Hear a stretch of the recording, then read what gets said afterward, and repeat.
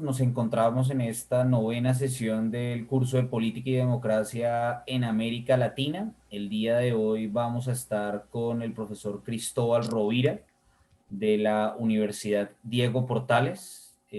Como lo comentábamos hace unos minutos con él, hemos tenido varios profesores que están radicados en las universidades chilenas, pero al parecer Cristóbal es el único chileno con el que contaremos dentro de este curso. Creo que el trabajo de Cristóbal ahora por sí mismo, yo mismo sigo muy de cerca su trabajo. Este libro que salió, Cristóbal, me corregirás tú, el año pasado en español, creo que es un fantástico trabajo y una excelente aproximación al populismo, que creo que es uno de las líneas de investigación del profesor Cristóbal, que no solo es en esta en la que se ha destacado de manera importante, sino que también es bastante importante para entender hoy día la democracia. Ya estamos muy próximos a concluir el curso, solamente nos quedan 3 sesiones esta semana. Entonces, sin más, los voy a dejar con el profesor Cristóbal. Creo que es un fantástico trabajo y una fantástica aproximación la del profesor Cristóbal. La idea de esta sesión, tal y como lo hemos hecho en sesiones anteriores, es que se va a dividir en partes y el profesor Cristóbal abrirá espacios para sus preguntas, de manera que de forma organizada vayamos planteando estas preguntas, bien sea a través del chat o a través de levantar la mano. Para las personas que aún no están familiarizadas con la forma de levantar la mano, deben llegar a la parte inferior donde están la opción de participantes, y en la opción de participantes, en los puntos suspensivos, buscan la opción de levantar la mano. Allí es el lugar para que puedan participar. Sin más, le doy la bienvenida al profesor Cristóbal. Para nosotros es todo un gusto y todo un honor contar con su participación, profesor Cristóbal. Le damos la bienvenida en nombre del programa Cuba de la Escuela de Política y Relaciones Internacionales de la Universidad Sergio Arboleda. Y a pesar de que es de forma virtual, le damos la bienvenida desde Colombia a este curso de Política y Democracia. Bienvenido, profesor Cristóbal. Bueno, muchas gracias, Sergio, por la invitación. Y efectivamente la pandemia tiene una serie de malas noticias, pero una buena noticia es que nos permite estos espacios de encuentro que seguramente hace un tiempo atrás no lo hubiéramos pensado posible, ¿no? Déjenme primero que nada compartir pantalla para que puedan empezar a ver la presentación que yo tengo preparada para el día de hoy, que como bien ya decía Sergio, la idea es que yo voy a hablar el día de hoy sobre un tema que está crecientemente en boga, que es el populismo. Las investigaciones que yo he venido desarrollando sobre este tema trabajan el populismo desde una perspectiva comparada. Vale decir, me interesa desarrollar un concepto de populismo el día de hoy que pueda viajar a distintos lugares. Y por lo tanto, ustedes van a ver que en mi presentación de vez en cuando voy a hablar de América Latina, pero también voy a poner ejemplos de Europa y de Estados Unidos, porque nuevamente mi idea es trabajar con un concepto que viaje a distintas realidades. No obstante, obviamente, en la medida que vaya avanzando la clase y si ustedes tienen preguntas, quizás van a querer enfocar más esas preguntas hacia América Latina sin ningún problema al respecto. Esta es un poco la hoja de ruta que tengo pensada para la clase del día de hoy, que son fundamentalmente 4 los temas que me interesa trabajar. El primer tema, que quizás es un poquito más extenso que los demás, es tratar de definir al populismo. Y esto me parece muy relevante porque si bien es cierto que tenemos un creciente interés tanto al interior de la academia como en la opinión pública respecto al fenómeno populista, existe un debate muy amplio y muy largo respecto a cómo es que definimos el fenómeno. Y por lo tanto, en la primera parte de la clase lo que me interesa es detenerme en cómo es que desde la ciencia política y en particular desde la política comparada ha venido ganando terreno un tipo de conceptualización de populismo que, como me interesa mostrar, tiene una serie de ventajas para poder hacer análisis en perspectiva comparada. La segunda parte de mi presentación va a enfocarse en lo que se llama la movilización populista. Y aquí lo que me interesa dar cuenta es de que no existe solo un tipo de movilización populista. ¿Por qué digo esto? Porque muchas veces se piensa de que populismo es sinónimo de un líder carismático masculino. Piensen, por ejemplo, en Silvio Berlusconi en Italia, piensen en Hugo Chávez en Venezuela. Pero si nosotros desarrollamos una perspectiva comparada, lo que me interesa demostrar es de que existen distintas formas de movilización populista que muchas veces van más allá del líder carismático masculino y pueden existir partidos políticos populistas e incluso movimientos sociales populistas. Y aquí voy a hacer una suerte de revisión de las distintas opciones de movilización populista que existen en perspectiva comparada.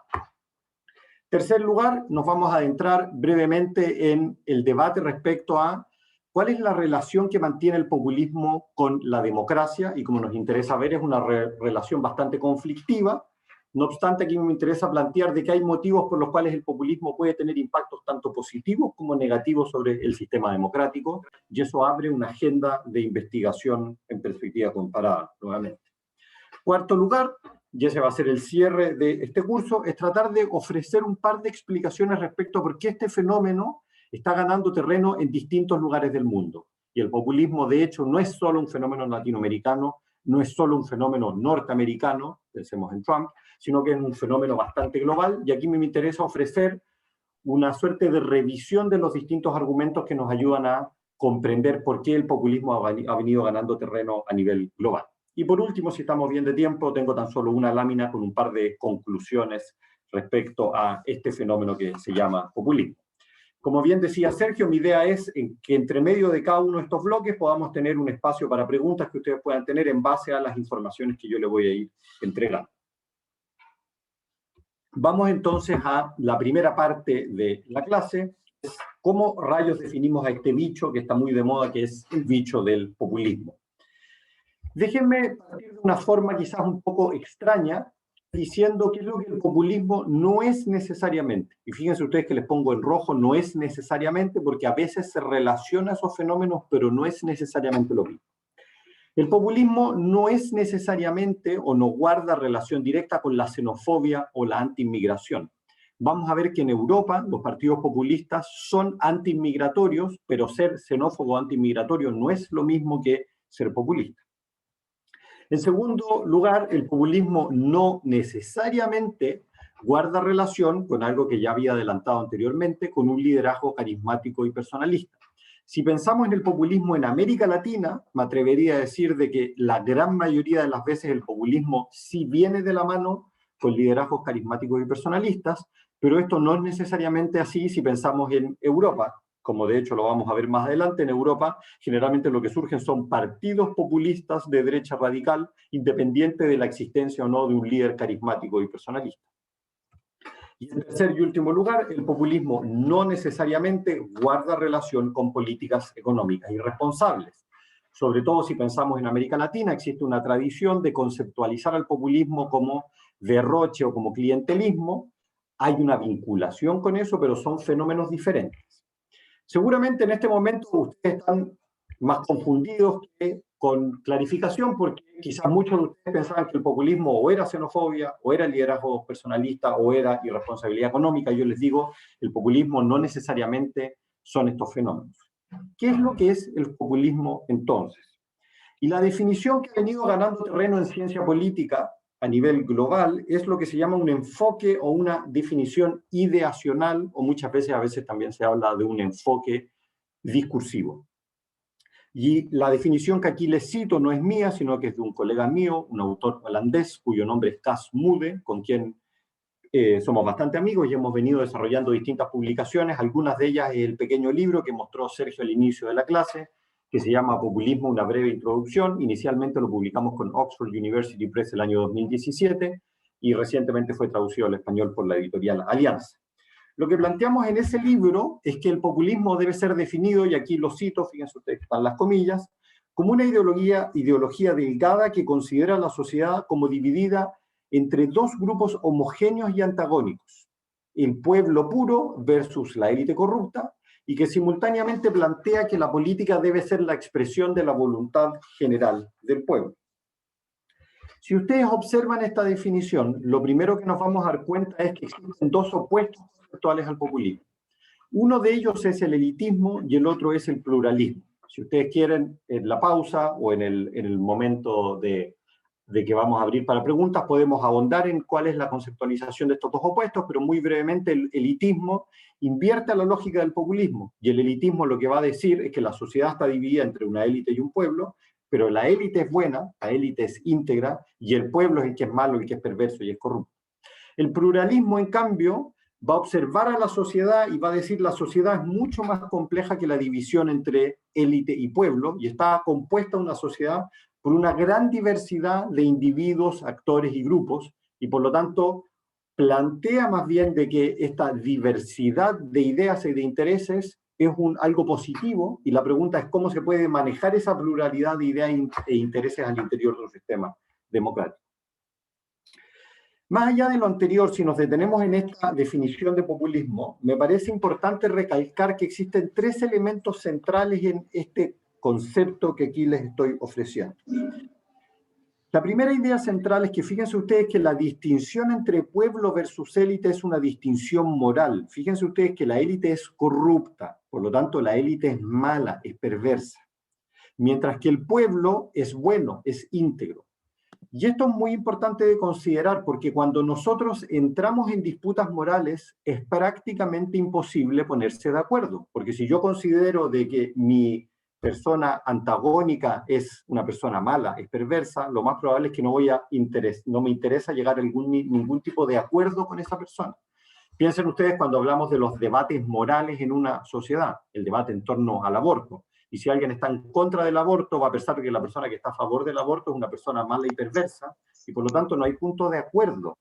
Y esta es una cuestión trascendental, porque el populismo generalmente gatilla una moralización del debate político. Y al gatillar una moralización del debate político, como vamos a ver más adelante, esto tiene consecuencias generalmente bastante negativas para un sistema democrático. Segundo elemento importante que nosotros enfatizamos en esta definición es que el populismo no es solo la distinción moral entre élite y pueblo, sino que es también la defensa de la voluntad popular o de la soberanía popular a rajatabla o como dé lugar. Y esto también es muy importante de considerar, porque implica que la ideología populista, que el discurso populista plantea de que existe un pueblo en singular y hay que seguir los designios que ese pueblo plantea. Cuando Donald Trump dice Make America Great Again, lo que está diciendo es yo soy quien interpreta al pueblo norteamericano y hay que seguir los designios del pueblo norteamericano en singular. Sabemos en realidad que el pueblo norteamericano está muy dividido. Fíjense ustedes la última votación. Prácticamente el 50% del electorado votó por los republicanos y el 50% por los demócratas.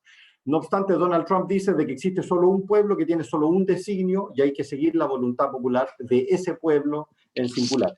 Y esto nuevamente ya nos adelanta un tema que vamos a trabajar en unos minutos más adelante, que es la conflictiva relación entre populismo y democracia. Tercer último elemento de esta conceptualización que me parece importante de enfatizar es que cuando definimos al populismo como una ideología, o como aquí les planteo como un discurso, o a veces como una visión de mundo, también es otro concepto que se utiliza, nos permite, y esta es una de las grandes ventajas del enfoque ideacional, nos permite estudiar tanto la demanda populista como la oferta populista. Y en los próximos minutos me voy a detener en especificar en qué es lo que consiste la demanda y la oferta. Muy brevemente, cuando hablamos de demanda, estamos hablando o estamos pensando por qué existen ciudadanos de carne y hueso, como podríamos ser cualquiera de nosotros, por qué existen votantes en las sociedades que demandan las ideas populistas, que observan la realidad con los lentes del populismo. Y existen una serie de investigaciones empíricas que han venido ganando terreno para estudiar esta demanda por populismo. Pero simultáneamente no podemos hacer la otra pregunta, que es la pregunta por la oferta populista. ¿Por qué sucede que en distintas sociedades del mundo han venido ganando terreno partidos políticos, líderes políticos que ofrecen las ideas populistas? Y son dos ángulos para hacer investigaciones en perspectiva comparada sobre populismo que son diferentes. Unas enfatizan la perspectiva desde la sociedad, porque desde la sociedad se demanda populismo, y por otra parte, investigaciones que tratan de analizar quiénes son los actores que ofrecen ideas populistas y, como vamos a ver en unos minutos, cómo se combinan esas ofertas populistas con otro tipo de discursos. Vamos entonces, y eso es lo que voy a hacer en los próximos minutos para este primer bloque sobre qué es el populismo, en detenerme en mostrarles a ustedes en investigaciones en perspectiva comparada que nos hablan tanto de la demanda populista como de la oferta populista. Partamos entonces por la oferta populista, que yo creo que es lo más común quizás para nosotros, porque creo que la gran mayoría de nosotros tiene una idea respecto a qué tipo de líderes o qué tipo de partidos políticos ofrecen esta retórica, esta visión de mundo, este discurso populista. Nos vamos entonces a la oferta populista. Un primer aspecto que me parece importante de destacar es que el populismo en la práctica, cuando se ofrecen discursos populistas en la opinión pública, generalmente aparece vinculado a otras ideologías. Y la vinculación del populismo con estas otras ideologías es muy importante porque al vincularse populismo con algo más, se termina por desarrollar un tipo de programa político o de proyecto político que puede ser atractivo para amplios sectores del electorado. En términos más concretos, lo que es relevante de considerar es que estas ideologías que muchas veces aparecen en conjunto con el populismo llevan a que estas ofertas programáticas terminen por desarrollar concepciones del pueblo puro y de la élite corrupta que son diferentes.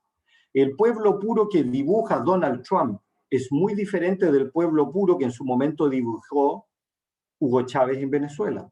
La élite corrupta que dibuja Donald Trump es muy diferente de la élite corrupta que bosqueja Evo Morales y el Movimiento para el Socialismo en Bolivia. Por lo tanto, cuando empezamos a hacer investigaciones comparadas entre distintos tipos de populismo, es muy importante tratar de indagar en torno a cuáles son estas ideologías que aparecen en conjunto con el populismo y cómo es que esas ideologías que aparecen en conjunto con el populismo nos ayudan a distinguir que la forma como se dibuja, como se bosqueja al pueblo de la élite corrupta son diferentes en distintos casos de populismo.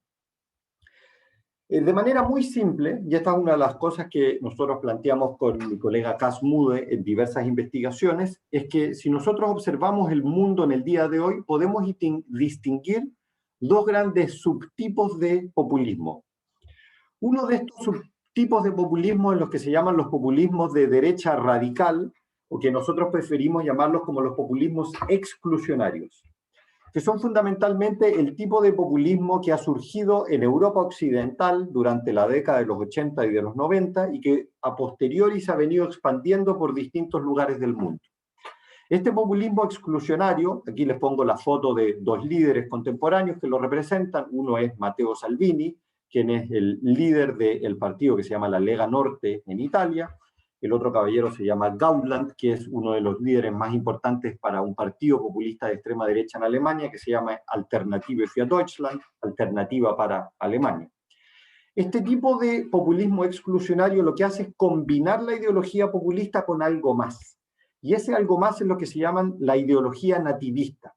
Al español suena un poco curioso, en realidad esta palabra en el inglés es más común, se llama nativism, y el nativismo lo que hace es plantear de que la nación solo debe ser habitada por la población nativa. Traducido quizás de mejor manera al español es una suerte de discurso xenófobo, que lo que va a plantear es que la nación solo está compuesto por aquellas personas que cumplen con determinados fenotipos, muchas veces son raciales respecto a cuál es la población nativa. Por lo tanto, si ustedes leen los discursos de Matteo Salvini o del Partido Alternativo für Deutschland en Alemania, lo que se van a dar cuenta es que esos partidos plantean de que existe un pueblo puro, pero está compuesto solo por los verdaderos italianos, por los verdaderos alemanes. Similar un poco a la retórica de Donald Trump en los Estados Unidos. Existe, sin embargo, otro tipo de populismo que también ha venido ganando terreno en distintas partes del mundo y que para nosotros desde América Latina es un poco más familiar y que tiene que ver con la tercera ola de populismo que surge en América Latina desde fines de los años 90. Estoy pensando en los liderazgos sobre todo de Hugo Chávez en Venezuela, Evo Morales en Bolivia y también Rafael Correa en Ecuador, que serían ejemplos de este otro tipo de populismo, que es un populismo de izquierda radical, que nosotros preferimos llamarlo como populismo inclusionario. Y este populismo lo que hace es desarrollar una ideología populista, pero lo combina con algo más, y esa combinación es con una reinterpretación de ideas socialistas. Y producto de esa combinación con ideas socialistas, el pueblo que se dibuja es un pueblo mucho más inclusionario, porque no se basa en ideas xenofóbicas respecto a quienes forman la nación, sino que más bien se plantea que son todos aquellos sujetos que están siendo excluidos del sistema político y económico. Y por eso es que se trata de un populismo inclusionario, mientras que el populismo de derecha radical es exclusionario, porque trabaja con un concepto de la nación, con un concepto del pueblo, que delimita de manera muy clara quiénes son los que pertenecen al grupo de la nación y trata de excluir a todos los demás. Por si acaso, que cuando estoy hablando de que un populismo sea inclusionario y que el otro sea exclusionario, no estoy diciendo que uno sea bueno y que el otro sea malo. Más adelante vamos a volver sobre el debate entre populismo y democracia. Simplemente aquí estoy haciendo un ejercicio de taxonomía para tratar de comprender cuáles son las diferencias entre estos dos tipos de populismo, que nuevamente tiene que ver que aparecen vinculados a ideologías diferentes y producto de esas ideologías con las cuales aparecen, terminan por girar hacia la izquierda, a una retórica mucho más inclusionaria, o terminan por girar hacia la derecha con una retórica mucho más exclusionaria. Les voy a poner ahora un par de ejemplos de esto en la práctica. Si pensamos en la oferta populista, y si pensamos en los populismos inclusionarios o de izquierda radical, un ejemplo clásico es el que ven en este gráfico, que es un partido de izquierda radical en Grecia que se llama Syriza.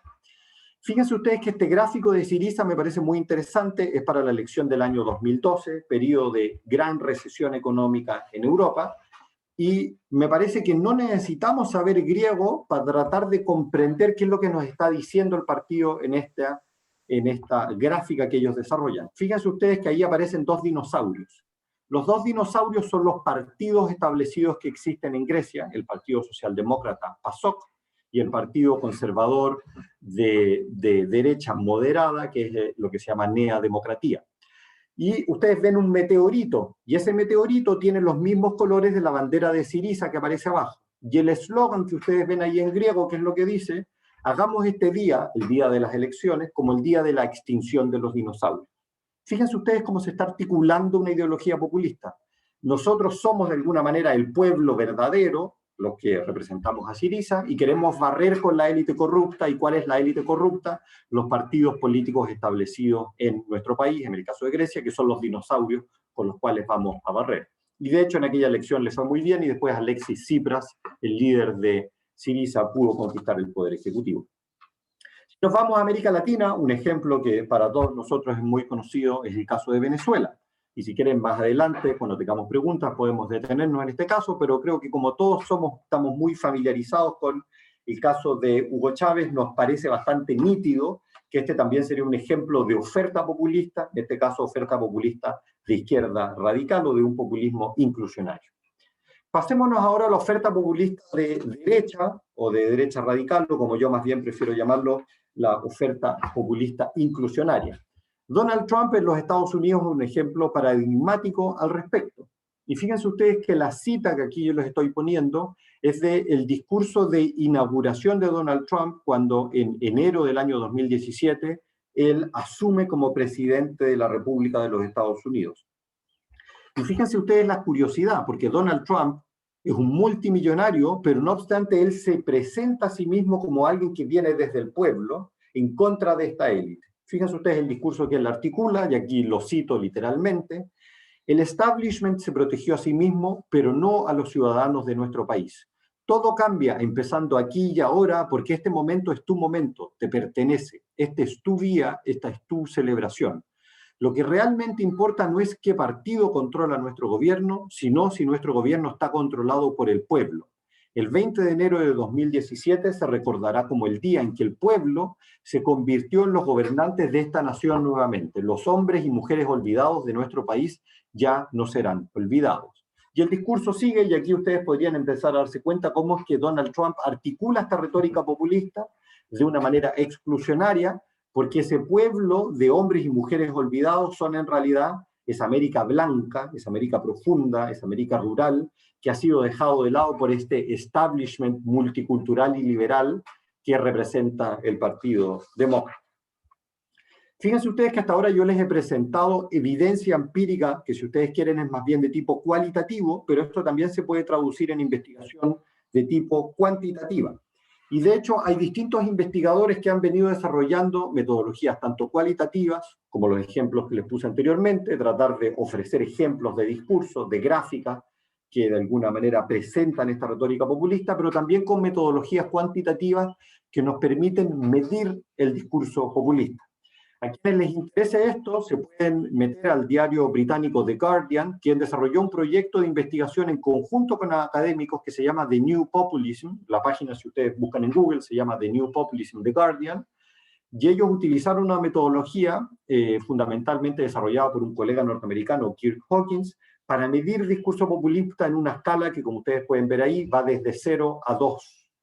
Y lo que se hace es recoger discursos de líderes y se trata de identificar estos elementos de populismo.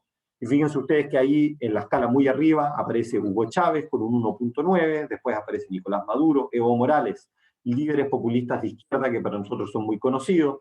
Después aparece un caballero que se llama Erdogan en Turquía, y después más abajo empieza a aparecer Víctor Orbán y algunos casos de Europa. Y fíjense ustedes que con nivel escaso, nulo de populismo, aparece alguien como Angela Merkel en Alemania o Tony Blair en el Reino Unido.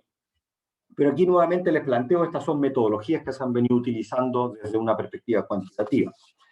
Pasemos ahora a la otra cara de la moneda, y con esto voy a cerrar esta primera parte del curso, que es ahora la demanda populista. Fíjense ustedes de que yo les he hablado de que existen líderes, que existen partidos que desarrollan retórica populista, pero también nos podemos preguntar quiénes son las personas, quiénes son los ciudadanos, quiénes son los votantes que profesan estas ideas populistas. Y para hacer esto, la investigación en política comparada lo que ha venido desarrollando son una batería de ítems en encuestas para tratar de medir actitudes populistas o ideas populistas a nivel de la ciudadanía. Aquí les planteo, les presento algunos de los últimos artículos en distintos journals, tanto en Estados Unidos como en Europa, que han venido publicando artículos donde demuestran cómo es que podemos medir estas actitudes populistas. No me interesa presentarles a ustedes datos empíricos sofisticados, pero sí me interesa presentarles un par de láminas que nos ayudan a comprender cómo se miden estas ideas populistas. Y aquí generalmente lo que se utilizan son distintas versiones de estas preguntas que yo les estoy presentando acá en una escala de encuesta que va desde muy en desacuerdo a muy de acuerdo. Fíjense ustedes, la primera pregunta lo que nos dice es: los políticos en el Congreso tienen que seguir la voluntad del pueblo. O la segunda pregunta que nos dice: las decisiones más importantes deberían ser tomadas por el pueblo y no por los políticos. Y así suma y sigue cada uno de estos ítems, lo que trata de medir y hasta qué punto existen ciudadanos que profesan estas ideas populistas o no. Y esto se ha venido aplicando a distintos países del mundo, tanto en América Latina como en Europa. Déjenme cerrar entonces esta primera parte con presentarles tan solo una evidencia empírica de qué es lo que podemos investigar a través de esta medición de actitudes populistas. Y lo que me interesa a continuación es mostrarles una investigación en la cual me tocó participar junto con dos colegas para una fundación alemana que se llama la Fundación Bertelsmann, con la cual realizamos una encuesta en 12 países de Europa en enero del año 2019, vale decir justo un par de meses antes de la elección para el Parlamento Europeo. Y aquí lo que hicimos fue medir una serie de distintas dimensiones que uno le trata de estudiar en investigaciones comparadas a través de encuestas, como por dar un ejemplo, si los ciudadanos son más de derecha o de izquierda, si prefieren distintos modelos de democracia, si están a favor o en contra de la inmigración, etc. Pero nosotros lo que hicimos fue incluir esta batería para medir actitudes populistas que yo les presenté anteriormente. Y una de las cosas que nosotros pudimos identificar a través de esta encuesta, y solo les voy a presentar este gráfico, no me interesa aburrirlos con datos empíricos, es que nosotros podemos medir a los partidos políticos europeos en base a dos ejes. Un primer eje que ustedes ven que es el eje horizontal, es que los votantes de esos partidos profesan ideologías populistas, nos movemos más hacia la izquierda, o si es que más bien profesan ideas de que están en contra del populismo. Por lo tanto, este primer eje nos habla hasta qué punto los votantes son populistas o no son populistas. Y un segundo eje que ustedes pueden ver, que es el eje vertical, nos dice si es que los votantes están a favor del proyecto de la Unión Europea o si es que más bien son euroescépticos, si están en contra del proyecto de la Unión Europea. Y fíjense ustedes que lo que pasa en el electorado europeo, en base a los datos que nosotros recogimos para estos 12 países de Europa, tanto de Europa occidental como de Europa del Este, es que nosotros podemos encontrar de que existen dos cuadrantes en donde se posicionan los votantes europeos. El cuadrante de aquellos partidos políticos que son a favor de la Unión Europea y que simultáneamente son no populistas, donde están todos los partidos que generalmente vamos a considerar como los partidos convencionales. El Partido Liberal, el Partido Verde, los partidos socialdemócratas y los partidos conservadores y cristiano-demócratas. Y por otra parte tenemos otro cuadrante, que es el cuadrante de la izquierda abajo, que son donde podemos encontrar todos aquellos votantes que terminan por favorecer las opciones que son tanto populistas como euroscépticas. Y fíjense ustedes que lo interesante aquí es que encontramos los partidos populistas de derecha radical, tanto como los partidos populistas de izquierda radical. Fíjense ustedes la curiosidad, son partidos que en términos del eje derecha-izquierda son muy diferentes, pero que guardan una similitud. ¿Por qué? Porque sus votantes profesan ideas populistas y porque simultáneamente sus votantes tienden a ser escépticos respecto al proyecto europeo. De hecho, aquí estamos pensando en votantes, para aquellos que conozcan más el sistema político español, por un ejemplo, en aquellos que están a favor de Vox, un partido populista de derecha-izquierda, y aquellos que están a favor de Podemos. Partidos que son muy diferentes en el eje derecha-izquierda, pero que comparten esta similitud de profesar ideas populistas y de simultáneamente también estar en contra o ser escépticos respecto al proyecto de la Comunidad Europea. Si les parece, entonces hagamos ahora una pequeña pausa para abrir preguntas que ustedes tengan respecto a este primer bloque de la clase, donde yo he tratado de definir qué es lo que es el populismo y que simultáneamente les he planteado de que el populismo se basa tanto en, al ser estudiado, como una idea o como un discurso, podemos estudiar tanto la oferta populista como la demanda populista. Si les parece, abro espacio, unos minutos para que si ustedes tienen preguntas las puedan hacer en este momento. Cristóbal, mientras los demás se animan a hacerte preguntas, quisiera que nos compartieras un poco más por qué quedarte con esa idea de exclusionario con los populismos de derecha e inclusionario con los de izquierda cuando tenemos proyectos claramente excluyentes dentro de esa izquierda. Digamos, entiendo la lógica, pero conceptualmente me genera problemas cuando veo, por ejemplo, populismos muy en la lógica de Nicolás Maduro, que tienen un claro talante de persecución y además está demostrado desde el punto de vista de informes y demás. Entonces, ¿por qué utilizar conceptualmente esa idea de exclusionario-inclusionario? Porque me parece que puede generar un malentendido en esa idea. Es un buen punto, Sergio. Yo creo que es importante de aclarar por qué nosotros estamos hablando de que uno sea inclusionario y exclusionario. Y aquí lo primero es enfatizar, que creo que lo mencioné muy brevemente, es que esta no es una categoría normativa. Yo al decir de que un populismo sea inclusionario no es mejor de que un populismo que sea exclusionario. Como vamos a ver más adelante, ambos tipos de populismo, tanto inclusionario como exclusionario, tienen impacto sobre un régimen democrático. Pero ¿por qué nosotros decimos que es inclusionario? Y esto tiene que ver con el concepto de pueblo que dibujan cada uno de estos populismos. Un populismo de izquierda radical, como puede ser el de Hugo Chávez, el de Evo Morales o el de Podemos en España, lo que va a decir es que el pueblo puro está compuesto por todos aquellos sujetos, individuos que están siendo excluidos del sistema político y económico. Por lo tanto, va a dar lo mismo a nivel de retórica si es que ese ciudadano es blanco o es negro, si es pobre o rico, porque todos aquellos que están siendo excluidos por el establishment corrupto deberían ser incluidos. Y eso hace de que ese tipo de populismo sea inclusionario. No obstante, como tú bien dices, esa retórica inclusionaria tiene un componente exclusionario porque obviamente va a plantear de que existen ciertas élites que son corruptas y muchas veces incluso va a decir de que esas élites corruptas salían con determinados sectores de la ciudadanía. Por lo tanto, es verdad de que a un nivel retórico es inclusionario, pero no obstante puede terminar excluyendo determinados segmentos específicos de la ciudadanía.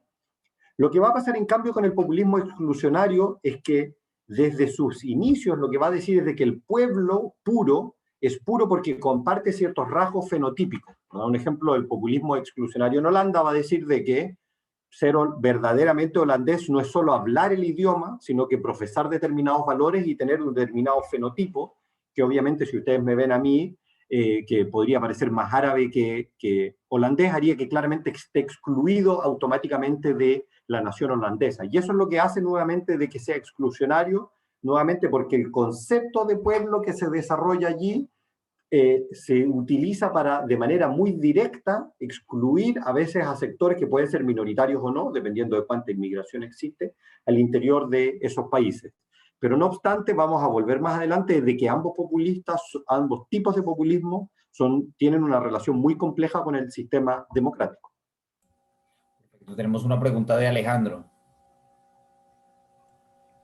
Buenos días. Una consulta. ¿Es factible ser, en cuanto a temática de gobierno, en cuanto a posición de relaciones exteriores, también poder diferenciar los populismos? Por ejemplo, ¿no? La administración Trump, si bien tiene algo de populismo, ha tendido durante sus años de administración, digamos, al aislamiento, ¿no? No a intervenir tanto en la política mundial. Y mientras tanto, otro populismo que decía en su cuadro de usted como Erdogan, más bien tiende a intervenir en los países, sobre todo que antes eran el Imperio Otomano, y por eso algunos políticos lo acusan de tener ideas neo-otomanistas, ¿no? Entonces, entre esas clases de populismo se puede distinguir también, hacer una clasificación, porque Chávez también quería intervenir, ¿no?, en Latinoamérica, a través de influir en otras campañas, así. Quiere decir que esa diferencia. Es una muy buena pregunta y de hecho las investigaciones en política comparada están un poco al debe con las relaciones internacionales y es solo en el último tiempo, me atrevería a decir, de que cada vez más hay un interés un poco mayor en tratar de investigar cómo es que el surgimiento de estos populismos tiene un impacto a nivel de relaciones internacionales. Y como tú bien decías, si es que uno analiza el caso de Trump, lo que vamos a ver es que a nivel internacional es más bien un aislacionismo, una política de aislamiento, ¿no? Mientras que en el caso de Erdogan es diferente. No obstante, yo me atrevería a decir de que en general los populismos, sean tanto de derecha como de izquierda, van a guardar una similitud, y es que por lo general van a atacar a los organismos multilaterales, sobre todo cuando esos organismos multilaterales están a favor de la defensa del liberalismo entendido como una ideología. Sobre esto vamos a volver un poco más adelante cuando hablemos de democracia y de democracia liberal. Pero fíjense ustedes que Donald Trump, ¿qué es lo que hace? Es atacar muy fuertemente a Naciones Unidas. A raíz de la pandemia, por ejemplo, decidió salirse de la Organización Mundial de la Salud. Y si ustedes ven a Erdogan de una manera diferente, aunque él tiene un discurso bastante belicoso y a veces intervencionista, en general también ataca a distintos organismos multilaterales, una relación muy difícil que mantiene con la OTAN, por ejemplo. O también si volvemos a Europa, si ustedes se recuerdan el gráfico que yo les mostré y donde les mostraba que los votantes de los partidos populistas, independientes si son de derecha o de izquierda, tienden a ser escépticos del proyecto de la Comunidad Europea, un organismo por antonomasia que es un organismo multilateral y que profesa ideas liberales. Por lo tanto, en resumen, yo me atrevería a decir de que uno podría encontrar una similitud en estos distintos tipos de populismos en sus ataques a los organismos multilaterales y o más bien desarrollar una política de aislamiento, como en el caso de Donald Trump, o como en el caso de Hugo Chávez, que es tratar de desarrollar nuevos tipos de organizaciones internacionales que favorezcan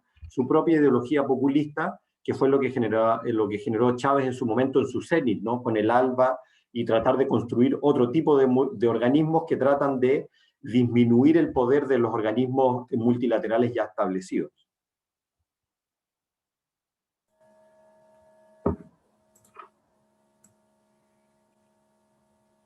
Ahí vemos que parece que... Tenemos una pregunta más por chat, si quieres te la leo, Cristóbal. Dice, buenos días, ¿en qué categoría se puede establecer el mandato de Evo Morales teniendo en cuenta toda su trayectoria política y cómo ha estado de fragmentada Bolivia?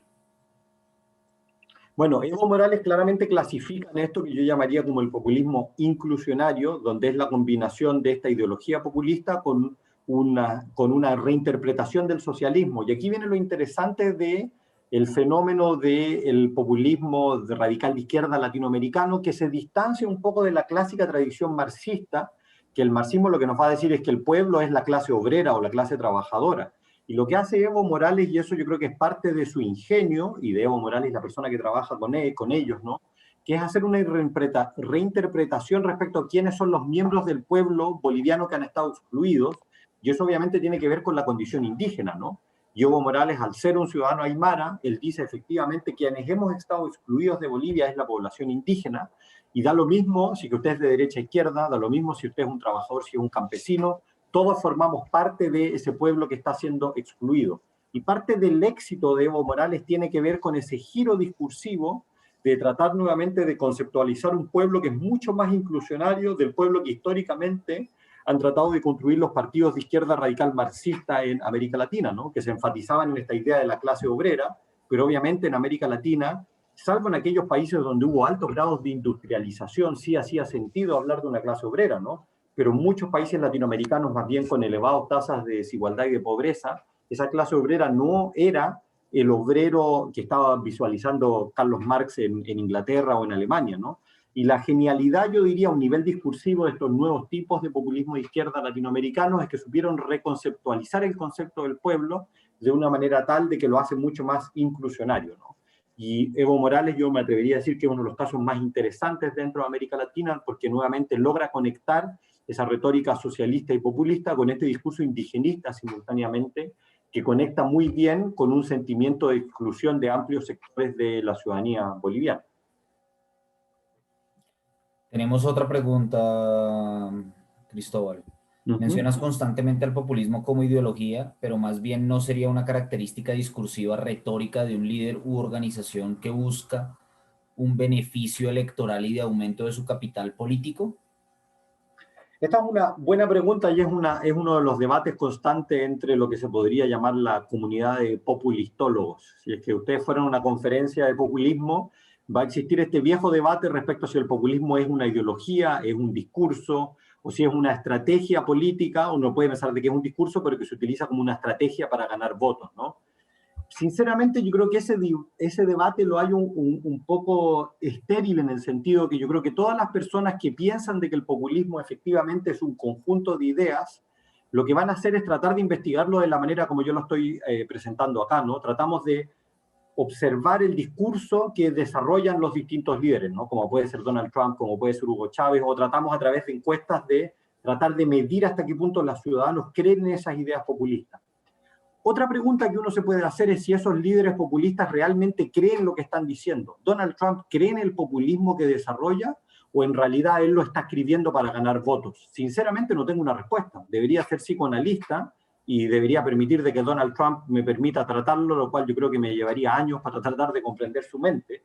Pero por lo mismo yo creo que es una pregunta secundaria. Podría ser de que Donald Trump lo esté utilizando ese discurso como una estrategia para ganar votos y que él no crea en la ideología. Pero no obstante, él está articulando esas ideas populistas. Y eso es lo que a nosotros nos interesa medir, eso es lo que nos interesa estudiar. Y si es que yo, en cambio, leo un discurso de Angela Merkel en Alemania, de Emmanuel Macron en Francia, de Sebastián Piñera en Chile, yo no voy a encontrar ideas populistas. Y eso es lo que me permite distinguir de un liderazgo populista de uno no populista, y lo mismo puedo hacer a través de encuestas al tratar de medir la demanda populista. Me voy a dar cuenta que hay ciudadanos que no creen en las ideas populistas y hay otros ciudadanos que realmente sí comparten esta ideología, y eso es lo que tratamos de hacer desde la perspectiva, desde la política comparada, ¿no? Y si te parece, Cristóbal, tomemos una última pregunta. ¿Podría Perfecto. ser el populismo un subproducto de la democracia? Esa es una excelente pregunta que nos conecta con el tema 3 que voy a tener más adelante, que es la relación entre populismo y democracia. Y mi respuesta breve es sí. Yo creo que por lo general el populismo surge en los sistemas democráticos y justamente porque los sistemas democráticos presentan fallas, porque muchas veces los sistemas democráticos no logran representar a determinados segmentos de la ciudadanía. Y cuando hay segmentos de la ciudadanía que no se sienten representados, hace sentido esta ideología populista. Hace sentido que muchos de nosotros miremos a las élites y digamos, pero si estos sujetos no nos están representando, estos sujetos muchas veces están inmiscuidos en escándalos de corrupción y por lo tanto nosotros, el pueblo, somos el soberano y tenemos que tratar de recuperar el poder. Pero para eso necesitamos que exista una democracia, esa es la paradoja. Si es que hay un régimen autoritario, va a prohibir de que haya elecciones, va a prohibir de que hayan protestas donde se pueda articular esta ideología populista. Por lo tanto, como vamos a ver más adelante en unos minutos, efectivamente yo creo que el populismo tiende a surgir por sobre todo al interior de sistemas democráticos como una señal de que algo no está funcionando bien al interior de esa democracia representativa. Si les parece, entonces pasemos ahora al siguiente punto. El primer punto era el más largo, no se asusten porque me interesaba defender muy claramente qué es lo que se entiende por populismo en perspectiva comparada. El segundo punto, déjenme avanzar ahora con el PowerPoint hasta acá, eso lo voy a saltar. Ok, el segundo punto que me interesa hablar ahora es de la movilización populista. Creo que todos nosotros hemos comprendido ahora qué es lo que se entiende generalmente por populismo en perspectiva comparada, Y lo que me interesa a continuación es desmitificar un cliché, un argumento que es muy común sobre el populismo. Este cliché es que dice de que el populismo generalmente, o hay autores que incluso van a decir siempre, se relaciona a líderes masculinos que son carismáticos y fuertes. Y aquí les estoy presentando algunas de las figuras emblemáticas. Hugo Chávez en Venezuela es conocido para todos nosotros, el caballero a la derecha es Le Pen en Francia, quien fue el presidente del partido que se llama el Frente Nacional en Francia, un partido populista de extrema derecha. El caballero de abajo a la izquierda es Jörg Haider, quien fue el líder del Partido por la Libertad en Austria, un partido radical de derecha, y todos debemos conocer a la persona que aparece abajo a la izquierda a la derecha, ¿no? Que es el caso de Pablo Iglesias, el líder de Podemos en España. Aquí lo que estamos viendo son ejemplos de verdad de líderes masculinos que son carismáticos y que podríamos decir que tienen un liderazgo fuerte. Sin embargo, si es que nosotros adoptamos el enfoque ideacional que yo les presenté anteriormente, nos vamos a dar cuenta de que esto es una forma de movilización populista, entre otras. Y lo que me interesa plantear es que existen en términos de tipos ideales tres tipos o tres fórmulas de cómo se puede utilizar la ideología populista para movilizar a distintos segmentos de la ciudadanía. Una opción es lo que nosotros llamamos el liderazgo personalista, donde aquí generalmente es la versión masculina, aunque no solo son hombres. El partido Frente Nacional hoy en día en Francia, que se cambió de nombre, se llama Rassemblement National, está liderado por la hija de Le Pen, que se llama ahora Marine Le Pen, o sea, también hay la versión femenina de esto, ¿no? O piensen en Sarah Palin en Estados Unidos. Pero una opción es la movilización populista con liderazgo personalista fuerte, ¿no?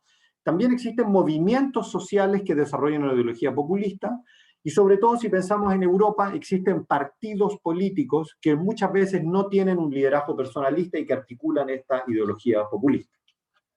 Y lo que voy a hacer en los próximos minutos es explicarles y ponerles ejemplos de cada uno de estos tres tipos de movilización populista que uno puede encontrar al hacer investigaciones en perspectiva comparada sobre el populismo. Pensamos en el liderazgo personalista, que es quizás la opción más clara desde América Latina, porque en general en América Latina el populismo surge con estos caudillos, generalmente en una versión masculina, ¿no? Cuando nosotros tenemos la irrupción de un liderazgo personalista, ¿qué es lo que vamos a darnos cuenta? Que aparece un líder, muchas veces en masculino nuevamente, que va a decir quién es él, el único que es capaz de encarnar la voluntad popular. Piensen ustedes en Hugo Chávez en Venezuela, o piensen ustedes en Donald Trump en los Estados Unidos, ¿no? Y cuando surge este tipo de liderazgo populista, lo que va a aparecer es de que aparece una relación directa entre el líder y las masas. Vale decir, no hay instituciones que medien entre el líder y la ciudadanía. Y cuando digo que no hay instituciones intermedias, es que no existe por lo general un partido político fuerte, sino que es el líder el que de alguna manera conecta de manera vertical con la ciudadanía. Por eso es que los nuevos medios de comunicación como Twitter son una herramienta muy útil para tratar de construir estos liderazgos personalistas. Donald Trump se comunica con sus bases, con la verdadera América, a través de su Twitter, y él los trata de movilizar simplemente con escribiendo un tweet, independiente de lo que el Partido Republicano haga o no haga. Y de hecho, Donald Trump mantiene una relación bastante conflictiva y difícil con el Partido Republicano. Pero esto es muy claro en América Latina, donde muchas veces surgen estos liderazgos personalistas que establecen esta relación directa con las masas y no necesariamente construyen partidos políticos. Un tercer elemento central es que se trata de un tipo de movilización que es lo que en inglés se llama una movilización top-down, vale decir, de arriba hacia abajo. Es el líder el que de alguna manera logra movilizar a esa ciudadanía. Es el líder el que desarrolla un discurso populista que conecta con amplios segmentos de la ciudadanía y los logra movilizar. Piensen ustedes en el apogeo de Chávez, de que él efectivamente era capaz de movilizar a gran cantidad de ciudadanos para protestar y para llevarlos a las calles para presionar por determinadas reformas que formaban parte de su proyecto chavista. Y por último, un cuarto elemento central de estos liderazgos personalistas es que ellos construyen lo que nosotros llamamos una plataforma electoral personalista. ¿Y a qué me refiero con esto? Aquí es verdad de que muchos de estos liderazgos personalistas construyen partidos políticos entre comillas, porque en realidad no son partidos políticos con una densidad organizacional e institucional, sino que son plataformas electorales que son controladas por ellos mismos, ¿no? Piensen ustedes en Rafael Correa en Ecuador, él construye un partido político, la Alianza País, pero en realidad es una plataforma electoral controlada por él mismo, y tan cierto es de que una vez que él desaparece de la escena ecuatoriana, ese partido termina fragmentándose, y de hecho Lenín Moreno, quien supuestamente era su delfín, gira en una dirección diferente a la del correísmo, ¿no? Nuevamente, si pensamos en ejemplos, la gran mayoría de los ejemplos de liderazgos personalistas populistas van a estar en América Latina. Un ejemplo claro es el de Alberto Fujimori en el Perú, quien fue presidente en el Perú por una década, y este es uno de los ejemplos también que nos muestra los riesgos que tienen los liderazgos populistas de tipo personalista para la democracia. Y de hecho existe consenso que el fujimorismo en Perú tuvo un impacto muy negativo sobre la democracia y llevó al surgimiento de un régimen competitivo autoritario. Y esto me parece importante porque de los tres tipos de movilización populista, el más riesgoso para el régimen democrático es el liderazgo personalista, y por lo mismo es de que en América Latina, como justamente tiende a surgir liderazgos de tipo populista personalista, esto tiende a tener un impacto bastante negativo sobre nuestros regímenes democráticos. Vamos ahora al segundo tipo de movilización populista, que es la construcción de un movimiento social de corte populista.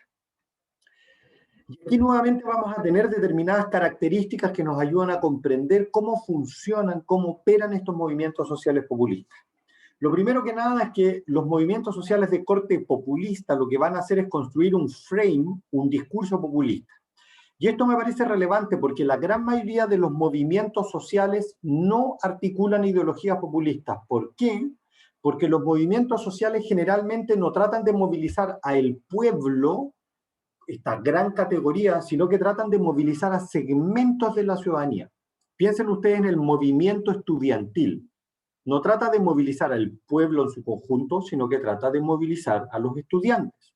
Piensen ustedes en el movimiento laborista o sindicalista, trata de movilizar a la clase trabajadora que está sindicalizada, un segmento de la ciudadanía. Piensen ustedes en el movimiento feminista, no trata de movilizar al pueblo en su conjunto, sino que todos aquellos que están a favor de las ideas del feminismo.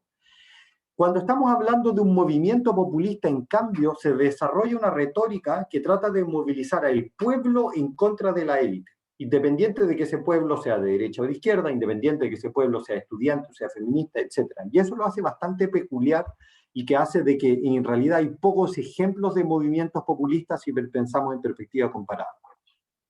Lo que es importante también de destacar es que cuando hablamos de un movimiento social de corte populista, aquí lo que va a pasar es que las organizaciones de base son muy importantes. Y esto lo va a distinguir de los liderazgos populistas personalistas que estábamos hablando anteriormente.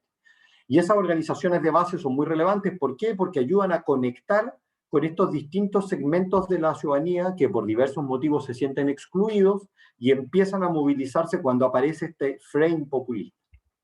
Aquí nuevamente va a haber una distinción muy importante con liderazgos personalistas que hablamos anteriormente, porque estos no van a ser movimientos desde arriba, sino que van a ser movimientos desde abajo hacia arriba.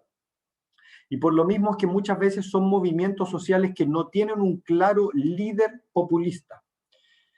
Si ustedes piensan en el ejemplo que les voy a poner en unos minutos más adelante, que les podría haber puesto, pero les voy a poner otro ejemplo, si ustedes piensan en los indignados en España, el movimiento populista que surge después de la gran depresión económica durante el gobierno de José Luis Zapatero, ese movimiento no tenía un líder claro, sino que era una gran cantidad de distintos ciudadanos españoles que eran de derecha o de izquierda, que era bastante transversal, que estaban en contra de las medidas de austeridad que se estaban implementando en España en aquel momento, pero no había un líder claro que dijera yo soy el que lo dirige. Nuevamente porque es una movilización desde abajo hacia arriba, lo que los norteamericanos generalmente llaman como bottom-up mobilization.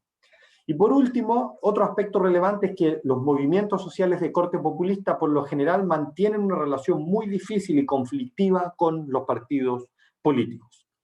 Un ejemplo claro al respecto está en Estados Unidos, si pensamos justamente en la época de Barack Obama, durante el periodo de la gran recesión económica que surge producto del crash de Lehman Brothers y que después tiene un impacto a nivel de la economía global.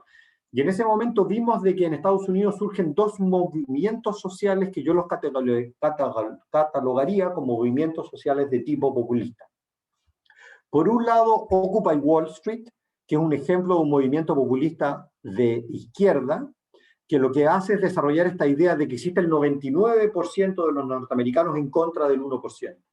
Y ese 99% es un tipo de populismo de izquierda inclusionario. ¿Por qué? Porque dice el 99% somos todos aquellos que están en contra de Wall Street, y Wall Street es el 1% de los multimillonarios, ¿no? Entonces trata de incluir una gran cantidad de ciudadanos en contra de esa élite corrupta que es la que generó el crash económico, ¿no? Y por otra parte aparece un populismo de derecha radical como un movimiento social que es el Tea Party. Y el Tea Party, si bien es cierto que tiene cierta conexión con el Partido Republicano, es independiente del Partido Republicano en los Estados Unidos y de hecho mantiene una relación sumamente conflictiva. Y de hecho hay algunos líderes al interior del Tea Party que atacan directamente al Partido Republicano. No es una casualidad que Donald Trump surja justamente en esta época. Piensen ustedes que Donald Trump no era un militante del Partido Republicano, sino que más bien él trata de perfilarse como alguien de que es capaz de representar esa ideología del Tea Party, eso genera ciertas disputas, y es a partir de ese movimiento social de que uno puede comprender por qué empieza a ganar terreno las ideas de Donald Trump. Y simultáneamente Occupy Wall Street tiene un impacto sobre el sistema político norteamericano porque de alguna manera permite a que surja Bernie Sanders, el ala más de izquierda al interior del Partido Demócrata, pero nuevamente Occupy Wall Street no es lo mismo que Bernie Sanders, pero existe una conexión que no es, que muchas veces, como les digo, es una relación difícil, compleja, conflictiva, ¿no? Por último, el tercer elemento importante es que hay un tercer tipo de movilización populista, que es la movilización populista a través de partidos políticos. Cuando estamos hablando de partidos políticos, aquí podemos pensar es que puede ser el surgimiento de un nuevo partido político que no existía anteriormente y que comienza a articular una ideología populista. Piensen ustedes en Podemos en España, o Vox en España, son partidos populistas, son partidos nuevos y que desde su surgimiento articulan una ideología populista. En el caso de Vox lo combina con nativismo y lo hace girar hacia la extrema derecha, o en el caso de Podemos lo combina con socialismo y lo hace girar hacia la extrema izquierda. Pero a veces también puede surgir un partido viejo que ya existía en un país y que producto de un cambio de liderazgo al interior de ese partido empieza a adoptar una retórica populista. El mejor ejemplo a mi juicio es el Partido Republicano en los Estados Unidos. Antes de Donald Trump uno hubiera dicho que el Partido Republicano era un partido de derecha convencional, con ciertos peros porque se ha venido radicalizando a lo largo del tiempo, pero después de Donald Trump es muy evidente de que ese partido gira hacia una retórica populista. Y mi intuición me diría, vamos a ver cómo se encadena el desarrollo de la política norteamericana, pero mi intuición me diría es que el Partido Republicano cada vez va a seguir adoptando esta retórica populista. Yo creo que es un rasgo que va a quedar al interior de ese partido. Otro aspecto clave que aquí yo les señalo es que cuando hablamos de partidos políticos populistas, se trata de partidos que van a cumplir las funciones claves de la representación política. Y esto me parece importante enfatizar porque hay quienes dicen de que el populismo está en contra de la representación política. Yo creo que no es así. Los partidos populistas lo que hacen es ejercer representación política. Podrá ser de que normativamente a nosotros no nos gusten esas ideas, pero lo que están haciendo esos partidos es ejercer representación política en las tres dimensiones clásicas que allí yo les planteo. Primero que nada, lo que van a hacer es agregar los intereses de determinados ciudadanos que muchas veces no se sienten bien representados por las élites. En segundo lugar, lo que van a hacer estos partidos políticos populistas es elaborar programas de gobierno donde podrán existir ideas que quizás no nos gustan, pero elaboran políticas públicas que a ellos les interesan llevar adelante en caso de que puedan conquistar el poder ejecutivo. Y en tercer lugar, lo que van a hacer estos partidos políticos es capacitar personal. Vale decir, tratar de formar cuadros a través de los cuales pueden ganar elecciones y si el día de mañana conquistan el poder ejecutivo, pueden efectivamente gobernar. Y por último, en términos del tipo de movilización, si es desde arriba hacia abajo, de abajo hacia arriba, cuando estamos hablando de partidos políticos populistas, tenemos una combinación de movilización tanto de arriba hacia abajo como de abajo hacia arriba. Los ejemplos más claros los podemos ver en general en Europa Occidental, y esto se vincula con que en Europa Occidental existen sistemas parlamentarios, por lo tanto, para ganar poder en los sistemas parlamentarios es necesario construir partidos políticos. Un ejemplo emblemático es el FPO en Austria, el Partido de la Libertad, un partido populista de derecha radical, cuyo líder muy importante fue Haider, que les mostré una foto unos minutos antes, pero Haider muere en un accidente automovilístico y el partido sigue existiendo. Por eso aquí nuevamente les enfatizo, no es solo una cuestión de un liderazgo masculino carismático. ¿Por qué? Porque existe un partido, existe una organización, existe una institucionalización que le permite a ese partido subsistir, le permite persistir a lo largo del tiempo, independiente de que exista este caudillo carismático o no. O lo mismo si pensamos en el Frente Nacional en Francia, de que hoy en día cambió su nombre hacia Rassemblement National, que es un partido que ya surge en los años 80 con mucha fuerza a través de Le Pen, padre, y que después su heredera es Marine Le Pen, y que cambia el nombre del partido del Frente Nacional hacia Rassemblement National. Así que les parece, si quieren aquí nuevamente podemos hacer una pequeña pausa, por si ustedes tienen dudas o consultas respecto a estos tres tipos de movilización populista que les he planteado, antes de que pasemos al próximo tema, que es el populismo versus democracia.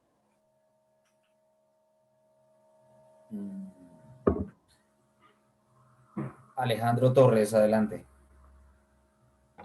Buenos días. Primero que todo, pues muchas gracias por la conferencia. Mi pregunta va más orientada hacia lo que pues estamos viendo ahorita, si el populismo tiene más tendencia a darse en los sistemas pluripartidistas, porque digamos que pues viene a ser más o menos siempre, tiende a ser más de partidos que vienen, digamos, de outsiders a más de partidos que puedan ser del bipartidismo o tradicional. Entonces quería saber si, digamos, se ha dado en algunos casos en algún partido ya establecido, si ha tomado, digamos, un cambio de rumbo o si, digamos, si definitivamente se da más en los partidos nuevos, por decirlo así.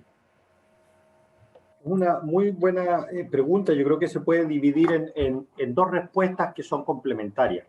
La primera respuesta que yo daría es que, si ustedes recuerdan lo que yo les decía, que existen estos tres tipos ideales, ¿no? Cuando uno piensa en la movilización populista, esta ideología, el discurso populista puede ser articulado o por un liderazgo personalista, o por un movimiento social, o por un partido político. Entonces, una buena pregunta que uno se podría hacer es ¿por qué sucede que en determinadas regiones, en determinados países, sea más dominante una versión de movilización populista que la otra? Y si ustedes recuerdan, yo les decía que para el caso de América Latina, la fórmula clásica, por así decirlo, de movilización populista es la de la izquierda, ¿no? Que es el del liderazgo personalista. Piensen ustedes en Hugo Chávez en Venezuela, Evo Morales en Bolivia, piensen ustedes en el ejemplo clásico de Perón en Argentina en su momento, ¿no? Parte de la explicación de por qué en América Latina tienden a surgir liderazgos personalistas tiene que ver que en América Latina tenemos un diseño institucional presidencialista.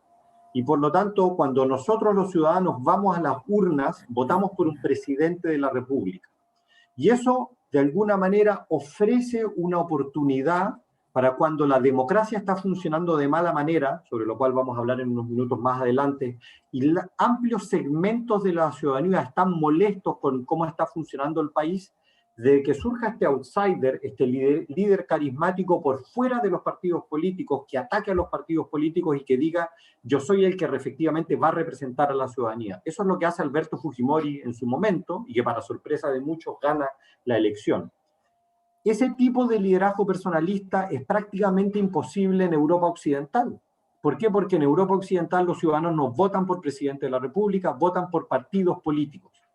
Y por lo tanto, si es que Alberto Fujimori hubiese querido ser presidente en España, en Alemania o en Holanda, hubiera estado obligado a construir un partido político y hubiera necesitado que ese partido político tenga una cantidad importante de votos en el Parlamento como para lograr o bien gobernar por sí solo, lo cual es cada vez más raro en Europa, o formar una coalición con otro partido político. Por lo tanto, volviendo a la pregunta, los diseños institucionales parlamentario versus presidencialismo nos ayudan a comprender por qué en Europa son los partidos políticos populistas los dominantes, mientras que en América Latina son más bien los liderazgos personalistas, nuevamente por el presidencialismo, similar a lo que pasa en Estados Unidos.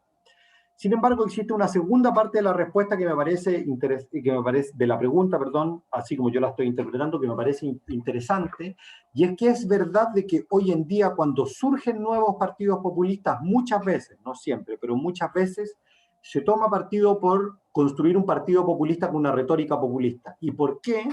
Porque muchas veces una fórmula para tratar de ganar votos, independiente de que ese partido sea de derecha o de izquierda, es que lo que se hace es tratar de criticar al establishment, de criticar a las élites que están en el poder. Y por lo tanto se construye este partido político, que a veces va a tener un líder carismático o no, y lo que se hace es criticar al establishment y se plantea como un partido político nuevo, diferente, limpio, por así decirlo, de la suciedad que normalmente tiene la política, ¿no? Y eso hace que muchos de los partidos políticos nuevos, tanto en América Latina como en distintos países del mundo, tiendan a articular esta ideología populista. Cristóbal, tenemos preguntas por el chat, te leo una. Uh-huh. ¿Cómo pudiera ser clasificado Fidel Castro y el populismo en Cuba? Pregunta interesante, y yo creo que Fidel Castro, personalmente, habría que hacer más investigación empírica al respecto, yo creo que no es un caso de liderazgo populista. ¿Por qué digo esto? Porque piensen ustedes que Fidel Castro es un ejemplo de comunismo, y la ideología comunista, por lo general, no se lleva bien, no cuaja bien con el liderazgo populista. ¿Y por qué esto? Porque piensen ustedes de que el comunismo lo que va a plantear más bien es de que existe una clase trabajadora, sobre todo estoy pensando en la versión más ortodoxa marxista, ¿no? Que lo que nos va a decir es que existe una clase trabajadora que está siendo explotada por la burguesía, ¿no? Existe claramente una distinción entre que existen los buenos y los malos, pero fíjense ustedes que la categoría de la clase trabajadora es una categoría, en el marxismo clásico al menos, ¿no? Es una categoría económica. No es una categoría moralmente construida, como es en el caso de Donald Trump, ¿no? La clase trabajadora, Make America Great Again, para el caso de Donald Trump, es la clase trabajadora, pero es la clase trabajadora blanca. Por un ejemplo, ¿no? Fíjense ustedes ahí cómo se combinan elementos que van más allá de la retórica netamente económica, ¿no? Y eso hace de que el comunismo, nuevamente, como yo les diría, no engarza muy bien con el populismo. Yo sí bien creo, quizás, y esta ya es una interpretación propia, de que en sus orígenes, puede que Fidel Castro haya desarrollado una ideología populista en sus orígenes, pero yo creo que a posteriori, una vez que se enclaustra en el poder, empieza a institucionalizarse, y tan cierto es de que quien domina la política cubana es el Partido Comunista, y tan cierto es que Fidel Castro desaparece, después desaparece inclusive su hermano, y el partido es el que sigue gobernando. Por lo mismo es que el populismo quizás estuvo presente en los orígenes de la Revolución Cubana, pero una vez que se institucionaliza es el comunismo el que adquiere mucha más fuerza, y por lo tanto no categorizaría la Cuba de hoy en día como un ejemplo de populismo en el poder. Tenemos otra pregunta. Esta se divide en dos partes. Dice, ¿existen ejemplos que contemplen los tres tipos de movilización populista, es decir, que hayan transitado por los tres tipos? Y en la misma línea, en Ecuador la rebelión de forajidos de 2005 y la Confederación de Nacionalidades Indígenas del Ecuador pueden ser considerados como movilización populista de movimiento social. Sobre la tercera, lo de Ecuador, yo tengo que ser claro de que no me considero un experto en política ecuatoriana, pero de habiendo leído trabajos de colegas, fundamentalmente Carlos de la Torre, un colega que ha venido desarrollando mucha investigación sobre el fenómeno populista en Ecuador, y la interpretación de Carlos va un poco en esa dirección, ¿no? De que en ese momento particular en la historia de Ecuador no surge un malestar al interior de la ciudadanía, de que hace que surge un tipo de movilización populista, pero el argumento de Carlos de la Torre es de que esa movilización populista muy rápidamente termina siendo apagada por la aparición de nuevos liderazgos que terminan por fagocitar, por así decirlo, por matar esa movilización de que inicialmente podría haber tenido mayores grados de autonomía. Sobre la primera pregunta, es una pregunta muy interesante y mi respuesta breve es sí. Y esto se debe a que yo aquí estoy haciendo un ejercicio de taxonomía, donde yo les digo, existe el liderazgo personalista populista, existe el movimiento social populista y existe el partido político populista. Pero muchas veces en la práctica, cuando uno analiza la realidad de distintos países, uno se va a dar cuenta que estas categorías son un tanto móviles. Creo que el mejor ejemplo de esto es Bolivia bajo Evo Morales. ¿Evo Morales es un líder personalista carismático? Sí, pero tenemos que comprender que detrás de Evo Morales también existe un movimiento social muy fuerte. Evo Morales se catapulta al poder cuando existe lo que se llama la guerra del gas y la guerra del agua, que es una movilización desde abajo que desarrolla una retórica populista en contra del establishment que estaba gobernando Bolivia. Y simultáneamente se construye un partido populista, un partido político populista, que es el MAS, el Movimiento al Socialismo. Por lo tanto, en el caso de Bolivia, lo que uno ve es la articulación de estos tres componentes que aquí yo les estoy presentando. No obstante, yo diría, Bolivia es un caso excepcional. Me atrevería a decir que por lo general predomina un tipo de movilización populista por sobre el otro. No obstante, hay momentos, como les mencionaba en el caso de Bolivia, donde quizás están estos tres elementos presentes, pero lo más probable es que en algún momento o en otro es algún tipo de movilización el que termina por ser la hegemónica. Yo creo que es parte del debate de lo que está surgiendo hoy en día en Bolivia. ¿Quién va a ser realmente hegemónico? ¿El partido político, el MAS? ¿O va a ser Evo Morales, que acaba de aterrizar y volver a Bolivia, el que trata de rearticular el movimiento populista desde arriba, ¿no? Yo creo que eso es parte de la tensión que estamos observando el día de hoy en el caso boliviano. Última pregunta para esta sección, Cristóbal.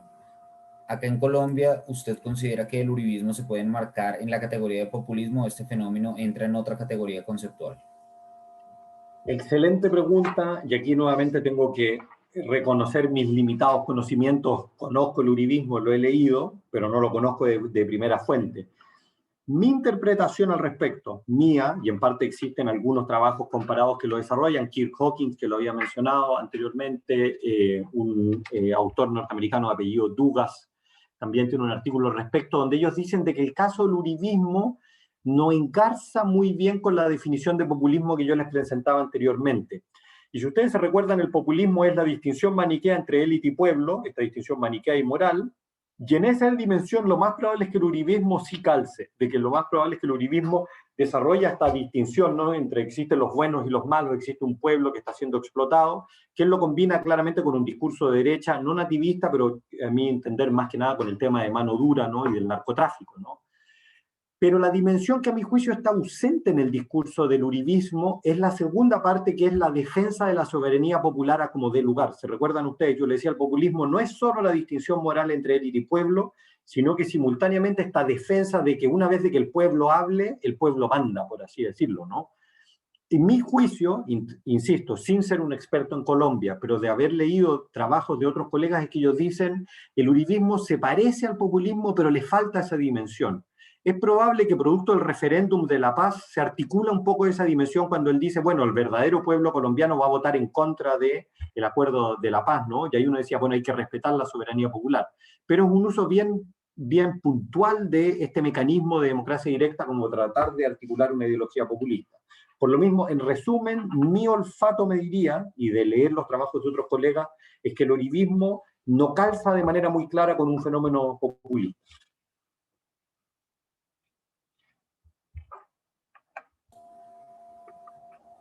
¿Más preguntas o pasamos al tercer tema, que es populismo? Pasemos a la tercera parte. Perfecto, pasemos entonces a la tercera parte que les había prometido, que es la difícil relación entre populismo versus democracia.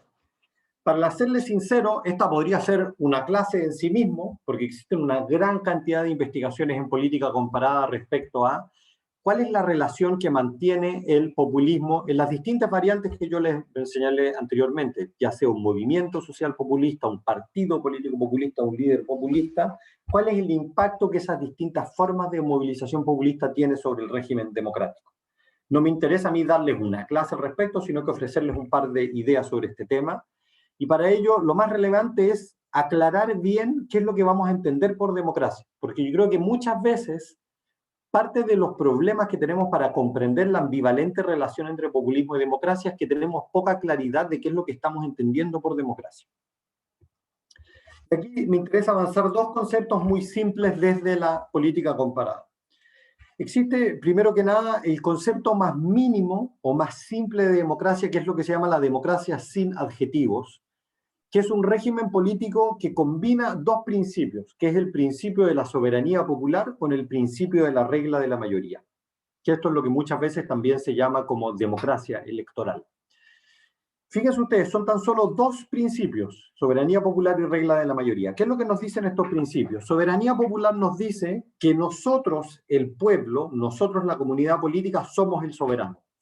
Por lo tanto, la soberanía emana desde abajo hacia arriba, Y por lo tanto no pueden haber poderes arriba de la ciudadanía que digan qué es lo que los ciudadanos tienen que hacer. Al revés, piensen ustedes en la Revolución Francesa, es la idea de que el soberano es el pueblo y por lo tanto hay que barrer con la aristocracia, que son los que acumulaban el poder en aquel entonces. Ese es un principio importante.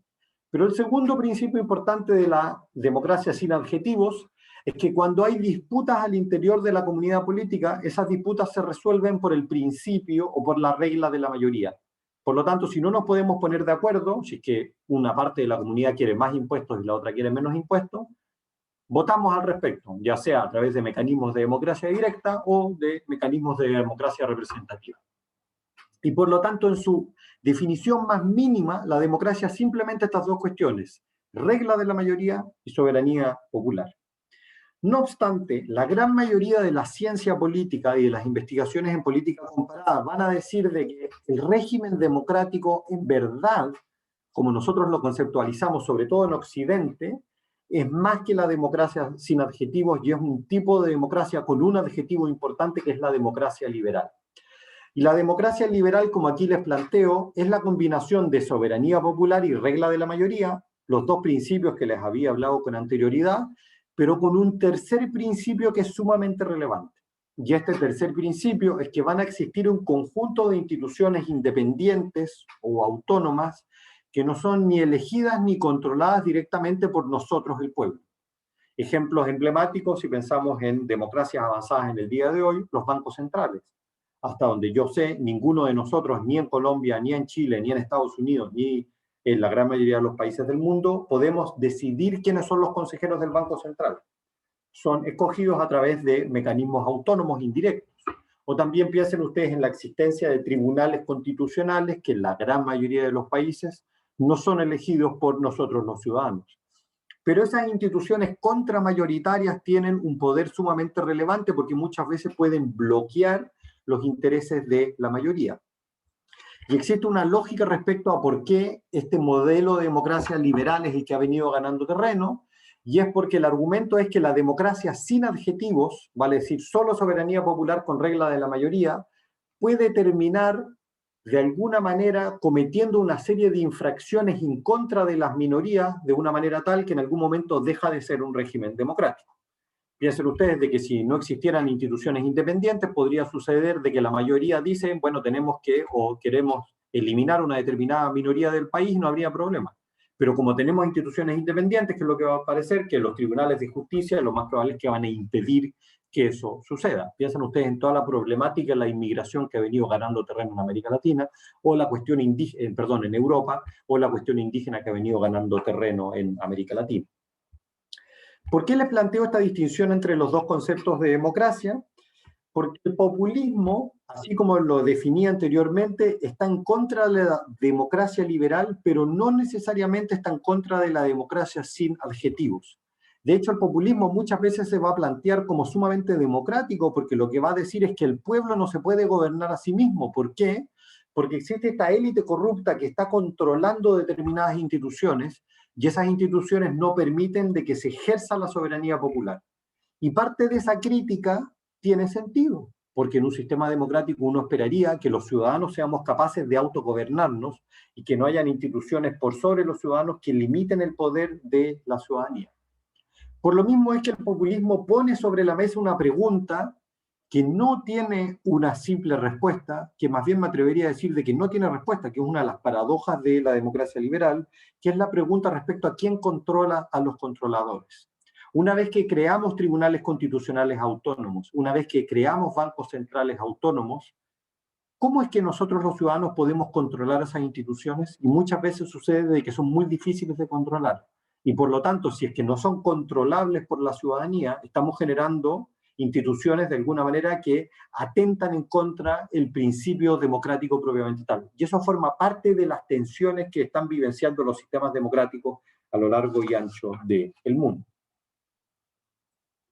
Si nosotros concebimos el populismo de esta manera, podemos avanzar a comprender el siguiente punto que me interesa desarrollar. Y es que el populismo puede tener efectos tanto positivos como negativos sobre la democracia liberal. Y aquí estoy pensando no en un nivel teórico abstracto, sino que en un nivel empírico. Nosotros podríamos analizar distintos países del mundo y ver qué es lo que sucede con la democracia liberal cuando aparecen estas fuerzas populistas. Y lo que nos vamos a dar cuenta es de que a veces los impactos son sumamente negativos. De hecho, me atrevería a decir que la mayoría de las veces son negativos, pero hay veces en los cuales los impactos no necesariamente son negativos y pueden terminar siendo positivos. Y aquí hay una amplia literatura, no los quiero aburrir, sino que simplemente les voy a presentar un par de argumentos respecto a por qué podría ser positivo el populismo y por qué podría ser negativo. Efectos positivos, y aquí les planteo un ejemplo de un libro, aquellos que conozcan una autora belga radicada en el Reino Unido, se llama Chantal Mouffe, escribió un libro hace poco que se llama For a Left Populism, en el cual ella argumenta de que en realidad la izquierda tiene que rearticularse en una vertiente mucho más populista como la fórmula de reconstruir la democracia. Personalmente soy escéptico respecto a esa argumentación, pero parte de los argumentos que aquí voy a desarrollar se vinculan con este tipo de argumentos, pero sobre todo de otros autores. Piensen ustedes aquí efectos positivos que yo les estoy planteando. El primero nos dice, el populismo puede dar voz a grupos que no se sienten representados por las élites políticas. Y esto efectivamente es así. ¿Qué es lo que hace Donald Trump? Es muy probable que no nos gustan las ideas que él profesa, pero Donald Trump logra articular el sentimiento de un segmento del electorado norteamericano que no se siente representado. Es América rural, que se siente de alguna manera alejada de lo que está pasando en Nueva York y dice, nosotros los verdaderos norteamericanos no estamos siendo representados. Segundo argumento que aquí les desarrollo, el populismo puede movilizar a sectores excluidos de la sociedad, mejorando su integración en el sistema político. Piensan nuevamente ustedes en las elecciones en los Estados Unidos, récord histórico de participación electoral. Generalmente se dice que los Estados Unidos es un país donde hay poca participación electoral, no obstante, en la última elección vimos el récord de la cantidad de personas que se movilizan. Y parte tiene que ver con el populismo, porque Donald Trump logra movilizar a importantes segmentos de la ciudadanía que se sienten desplazados y que exigen una mayor integración al sistema político, y esto obviamente es un efecto positivo para la democracia.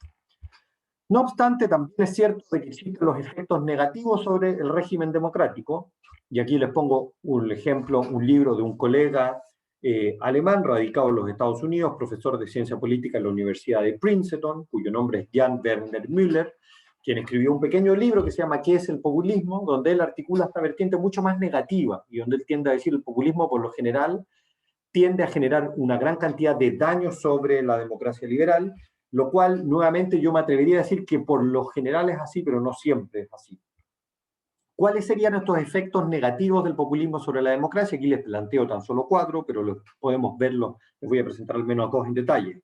Fíjense ustedes el primero, que nos dice que el populismo puede usar la noción y la praxis del gobierno de la mayoría para soslayar los derechos de la minoría. Y esto es justamente lo que pasa con los populismos de derecha radical, de que ellos van a decir, nosotros representamos a la mayoría, y una vez de que controlan el poder ejecutivo, van a tratar de establecer reformas que afectan a determinadas minorías, fundamentalmente a comunidades de inmigrantes, de que muchas veces no son minoritarias, pueden ser el 10, el 20, el 30% de la población, piensen en Estados Unidos, o también en países con altos niveles de inmigración, piensen en Francia, en Alemania, la comunidad que proviene de Turquía, de Argelia, de países de África del Norte, y estos populismos de extrema derecha lo que hacen es tratar de disminuir los poderes que tienen esas minorías.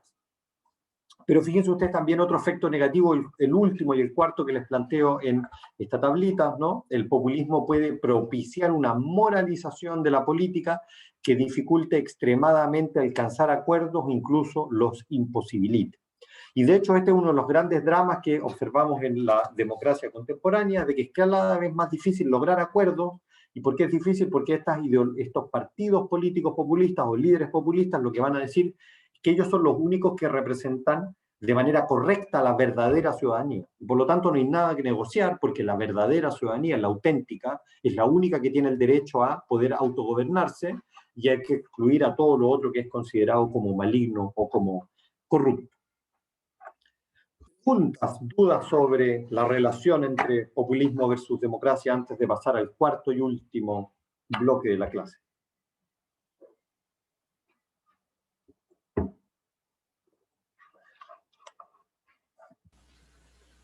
No sé si a Sergio le hayan llegado preguntas por el chat, porque a mí no me han Tenemos llegado. una pregunta, Cristóbal. 2 preguntas. Sí. Primera, ¿Es posible que a partir de un liderazgo personalista se generen clivajes sociales que puedan generar nuevos partidos políticos? Y te leo de una vez la ¿Sí? segunda, y es: ¿el nivel socioeconómico de un determinado sector de la sociedad podría predeterminar el tipo de movilización populista? Ambas muy buenas preguntas. Parto sobre la primera. Yo creo que efectivamente cuando hay liderazgos populistas exitosos electoralmente, cuando estoy hablando exitosos es que logran movilizar a amplios segmentos de la ciudadanía, sobre todo a lo largo del tiempo, no solo una vez, sino que a través de elecciones consecutivas. Piensen ustedes en el caso de Hugo Chávez en Venezuela, o es mi apuesta de lo que va a terminar pasando con Donald Trump en los Estados Unidos. Fíjense ustedes que Donald Trump moviliza más de 70 millones de votantes de los Estados Unidos, ¿no? Es el segundo candidato en la historia de los Estados Unidos que ha obtenido más votos después de Joe Biden. Lo que puede terminar forjando es la aparición de una división al interior de la sociedad, de un clivaje entre populismo y antipopulismo, ¿no? De hecho, si ustedes ven en esta lámina que yo tengo ahí donde hablo de los efectos negativos, uno de los efectos negativos, el tercero que está ahí, ¿no? Es que el populismo puede promover el establecimiento de una división política, de un clivaje político que impida la formación de coaliciones políticas estables, ¿no? Y yo creo que eso es lo que está sucediendo en algunos lugares del mundo. El chavismo, por ejemplo, llegó para quedarse. Chávez murió y lo más probable es que en algún momento habrá alguna transición a la democracia, así lo espero en Venezuela, pero mi apuesta es que el chavismo va a seguir activo como ideología política y Venezuela va a seguir dividida entre chavistas y antichavistas.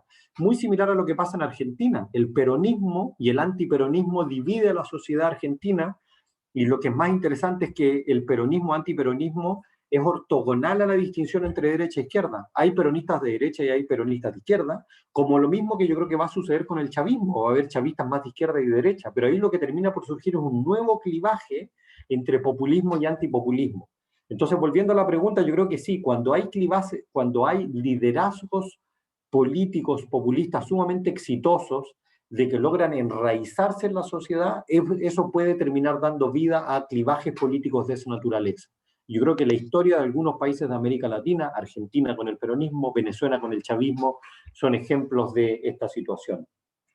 Sobre la segunda pregunta respecto al nivel socioeconómico de los votantes, es interesante. Yo sinceramente creo que tendría que pensar y reflexionar un poco más para dar una respuesta plausible. No obstante, de buenas a primeras, me atrevería a decir de que no necesariamente hay una relación directa entre el nivel socioeconómico de los votantes y que eso lleve a que termina por encauzarse en populismos inclusionarios o en exclusionarios, sino que más bien yo creo que depende de las particularidades de cada uno de los países. Les pongo dos ejemplos. España, que creo que es un país que para nosotros como latinoamericanos no es tan lejano, ¿no?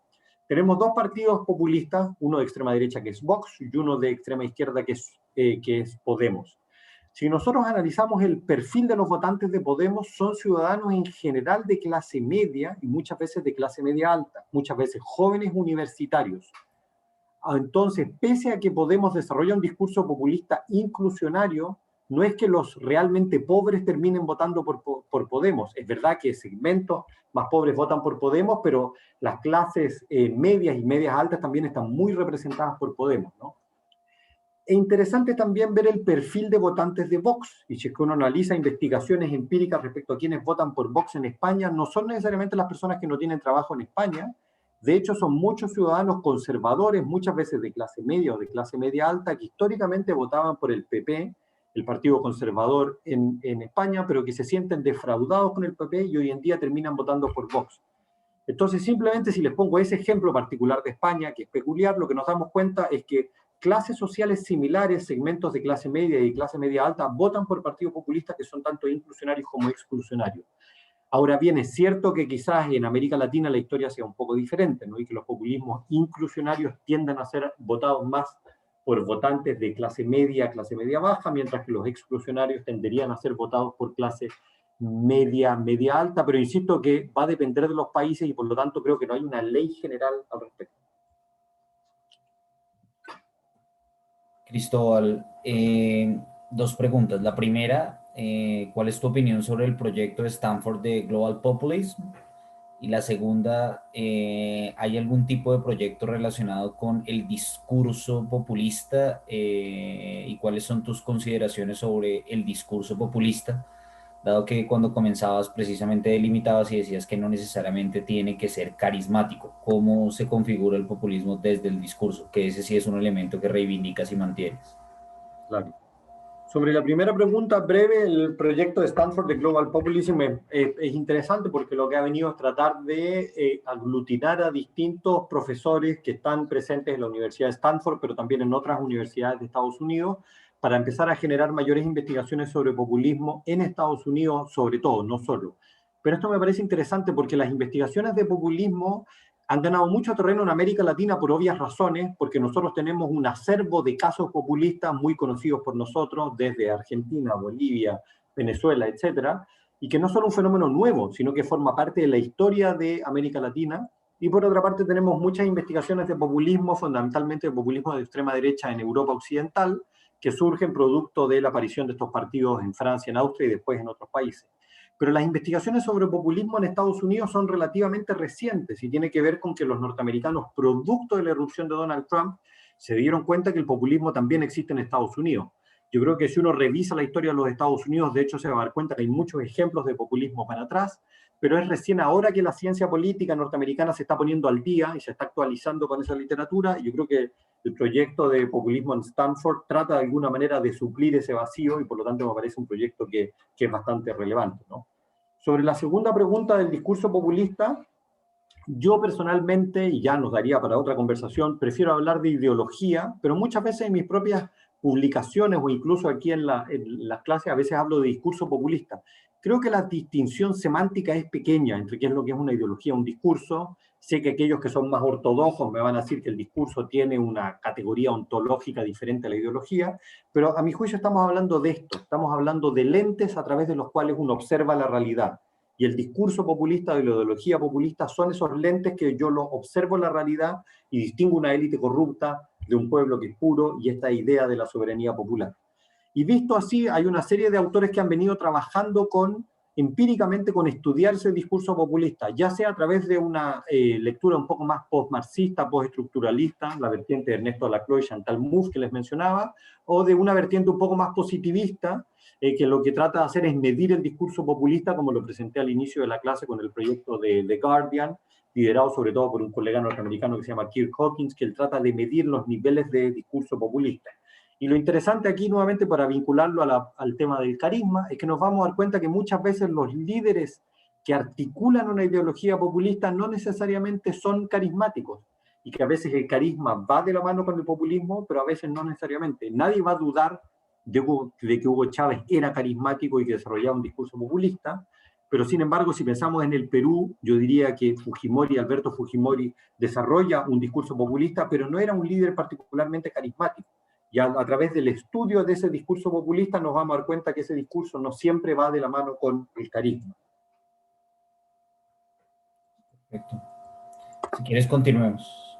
Perfecto, pasamos entonces al cuarto y último bloque, donde me interesa a continuación tratar de explicar ahora por qué el populismo ha venido ganando terreno a lo largo y ancho del mundo. Recuerden que este no es un fenómeno solo de América Latina, solo de Estados Unidos con Donald Trump o solo de los populismos de derecha en Europa.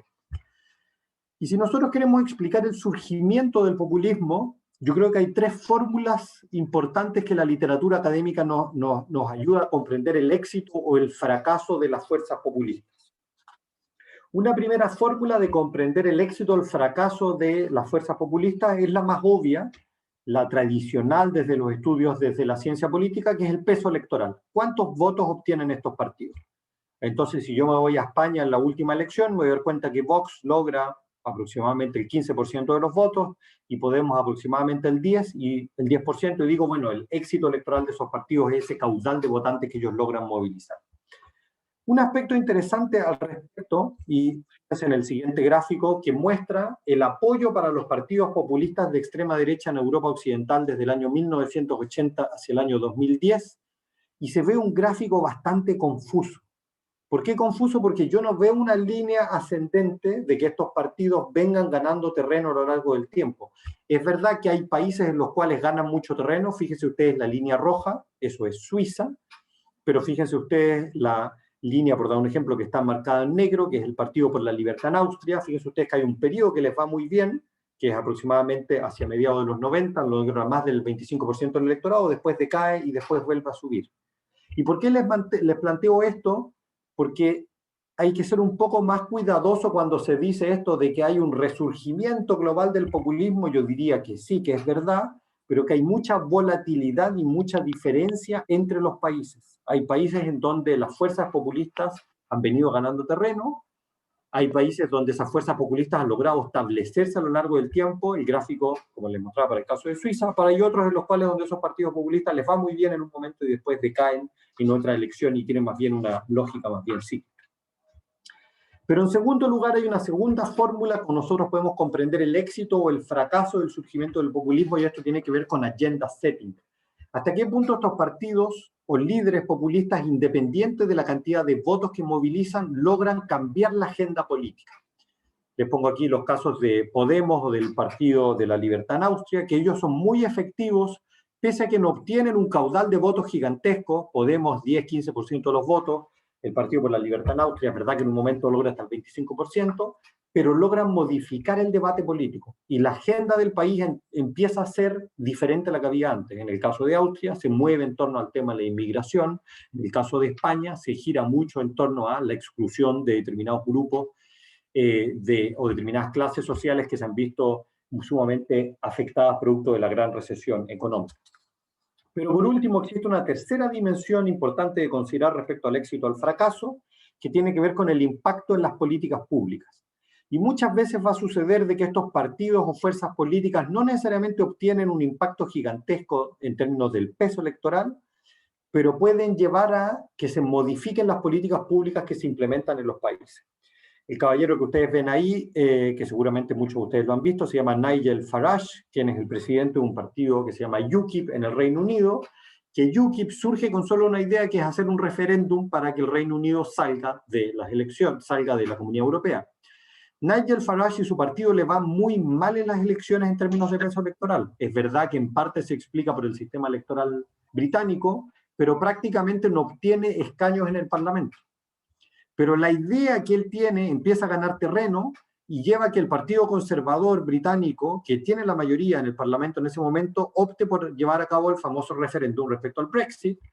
Y lo que hace David Cameron, primer ministro en aquel momento, es que él dice: yo estoy en contra del Brexit, pero lo voy a dar al voto de la ciudadanía, pensando de que la ciudadanía debe votar en contra, y perdió la elección.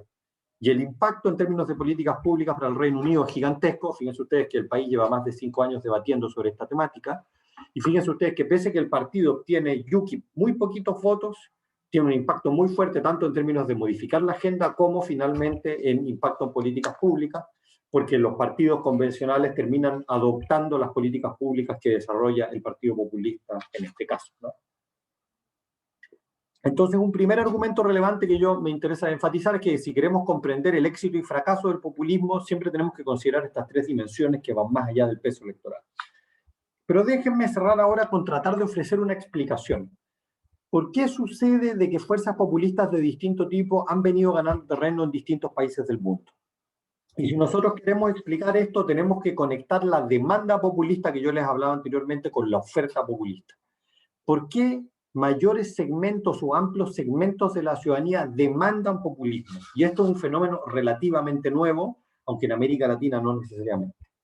¿Qué es lo que nosotros sabemos a través de investigaciones en política comparada? Es que las actitudes populistas, las ideas populistas están en nuestras cabezas, en nuestros cerebros, por así decirlo, en tantos votantes, pero están en algún lugar escondidas.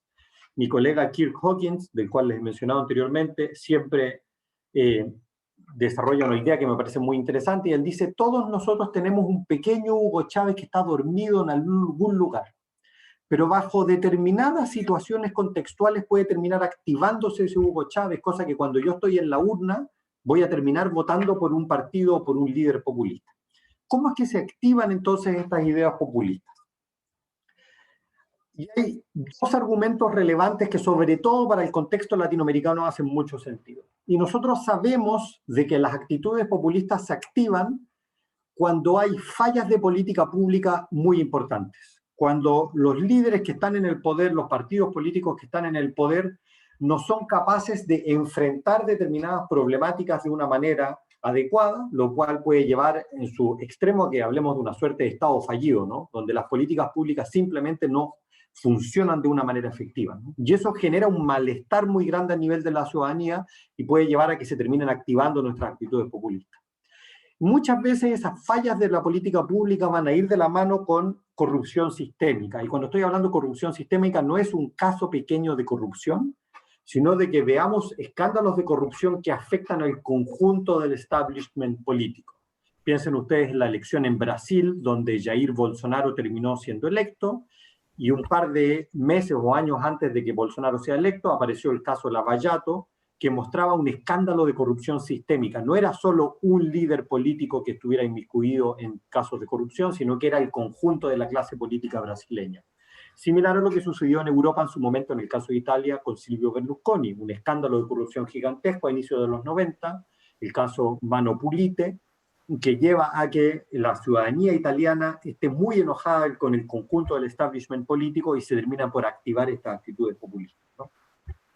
Sin embargo, hay otros dos fenómenos que también son relevantes, que menos relevantes quizás en América Latina y más relevantes en Europa Occidental y quizás en Estados Unidos, que tienen que ver con problemas de representación democrática y la transformación de los medios de comunicación. Cuando estoy hablando de problemas de representación democrática, me refiero a que muchas veces sucede que los sistemas democráticos han venido evolucionando de una manera tal de que los partidos políticos y las mismas instituciones se desapegan, se desacoplan de los intereses de la ciudadanía. Y empiezan a aparecer segmentos que no necesariamente son mayoritarios, pueden ser segmentos del 5, del 10, del 15% de los ciudadanos que no se sienten bien representados por las élites de sus países. Y cuando aparecen esos problemas de representación política, se facilita la activación de estas demandas populistas, que es parte de la historia de por qué los partidos populistas, ya sea de extrema derecha o de extrema izquierda, han venido ganando terreno en Europa Occidental. Y otro elemento importante respecto a la activación de las demandas populistas es que esta activación muchas veces va a ir de la mano con la transformación de los medios de comunicación. Y aquí me refiero a que nosotros sabemos por investigaciones en política comparada, en que hay medios de comunicación, Estados Unidos es el mejor ejemplo de esto, Fox News, para qué decir, que articulan las ideas populistas. Y por lo tanto, si yo soy un ciudadano que constantemente ve Fox News, voy a empezar a escuchar populismo y voy a escuchar un tipo de populismo que es de derecha radical, y eso puede llevar a que se terminen por activar estas ideas populistas que estaban dormidas en alguna parte mía, ¿no? Pero esa es una parte de la historia que tiene que ver con la demanda populista, porque recuérdense ustedes que la otra parte de la historia tiene que ver con la oferta populista, ¿no? ¿Qué es lo que nosotros sabemos? Si nos retrotraemos al gráfico que yo les mostré solo para los partidos de derecha radical en Europa, ¿qué es lo que nosotros sabemos? Que no todos los partidos populistas tienen el mismo nivel de éxito electoral.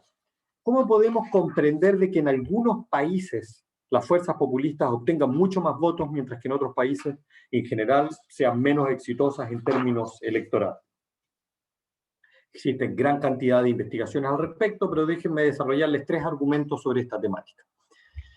Una primera argumento que se ha venido desarrollando y que me atrevería a decir a que hay bastante evidencia empírica que corrobora que esto tiende a ser así, es que cuando aumenta el nivel de convergencia entre los partidos políticos convencionales, se facilita la irrupción de partidos populistas, ya sea de extrema derecha o de extrema izquierda, que van a criticar a los partidos convencionales. ¿Por qué? Porque va a decir de que esos partidos convencionales actúan como un cartel de partidos políticos y que no logran representar los verdaderos intereses de la ciudadanía.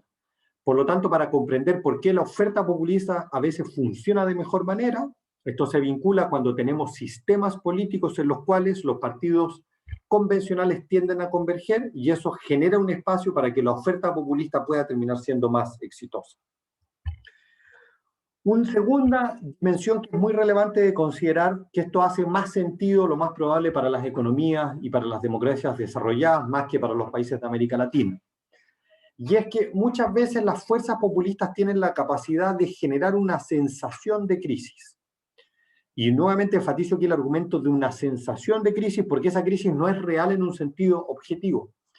No sé si ustedes recuerdan este grafiquito que yo les mostré acá, donde yo les decía que el partido populista de extrema derecha más votado en Europa Occidental, y esto siempre lo enfatizo en todas mis presentaciones, está en Suiza. Y creo que cualquiera de nosotros viviendo en América Latina diría, pero Suiza es una maravilla. economía con alta tasa de crecimiento, inflación bajo control, desempleo absolutamente bajo control, y un 30% de los suizos están votando por un partido populista de derecha extrema. ¿Qué es lo que está pasando? Y lo que está pasando ahí es que ese partido, el Schweizerische Volkspartei, ha desarrollado una retórica populista muy hábil en decir de que hay una crisis inmigratoria en el país. Objetivamente eso no es así. Y de hecho la gran mayoría de los inmigrantes que llegan a Suiza están muy bien integrados en el sistema económico y en el sistema político, pero desarrolla esta retórica que activa un sentimiento de sensación de crisis. Y muchas veces esas fuerzas populistas son muy exitosas justamente en esta dimensión. Similar a la retórica de Donald Trump, cuando decía Make America Great Again, como si Estados Unidos se estuviera hundiendo. Es verdad que Estados Unidos tiene una serie de desafíos, pero sigue siendo uno de los países más poderosos del mundo, ¿no? Entonces, la oferta populista y su éxito muchas veces va de la mano con esto, de cómo es que se puede terminar generando una sensación de crisis y eso favorece la obtención de votos. Tercer y último criterio o argumento, y con esto cierro la explicación en torno al surgimiento del populismo, es la cultura política. ¿Y qué es lo que nosotros sabemos de que existe no una cultura política, sino que existen culturas políticas diferentes en distintos países del mundo?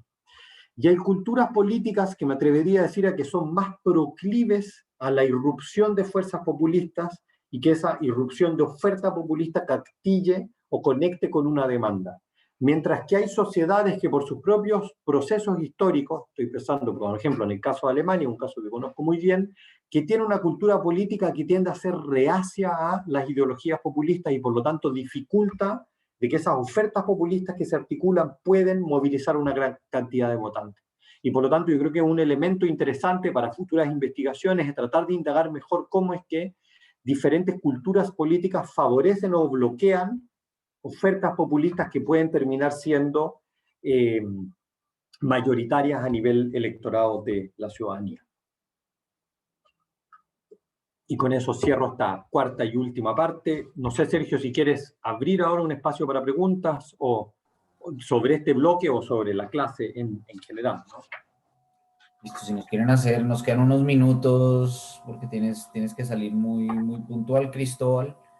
En tus consideraciones, ¿se podría hablar de una inevitabilidad del populismo, dado que hay una asociación precisamente con la democracia?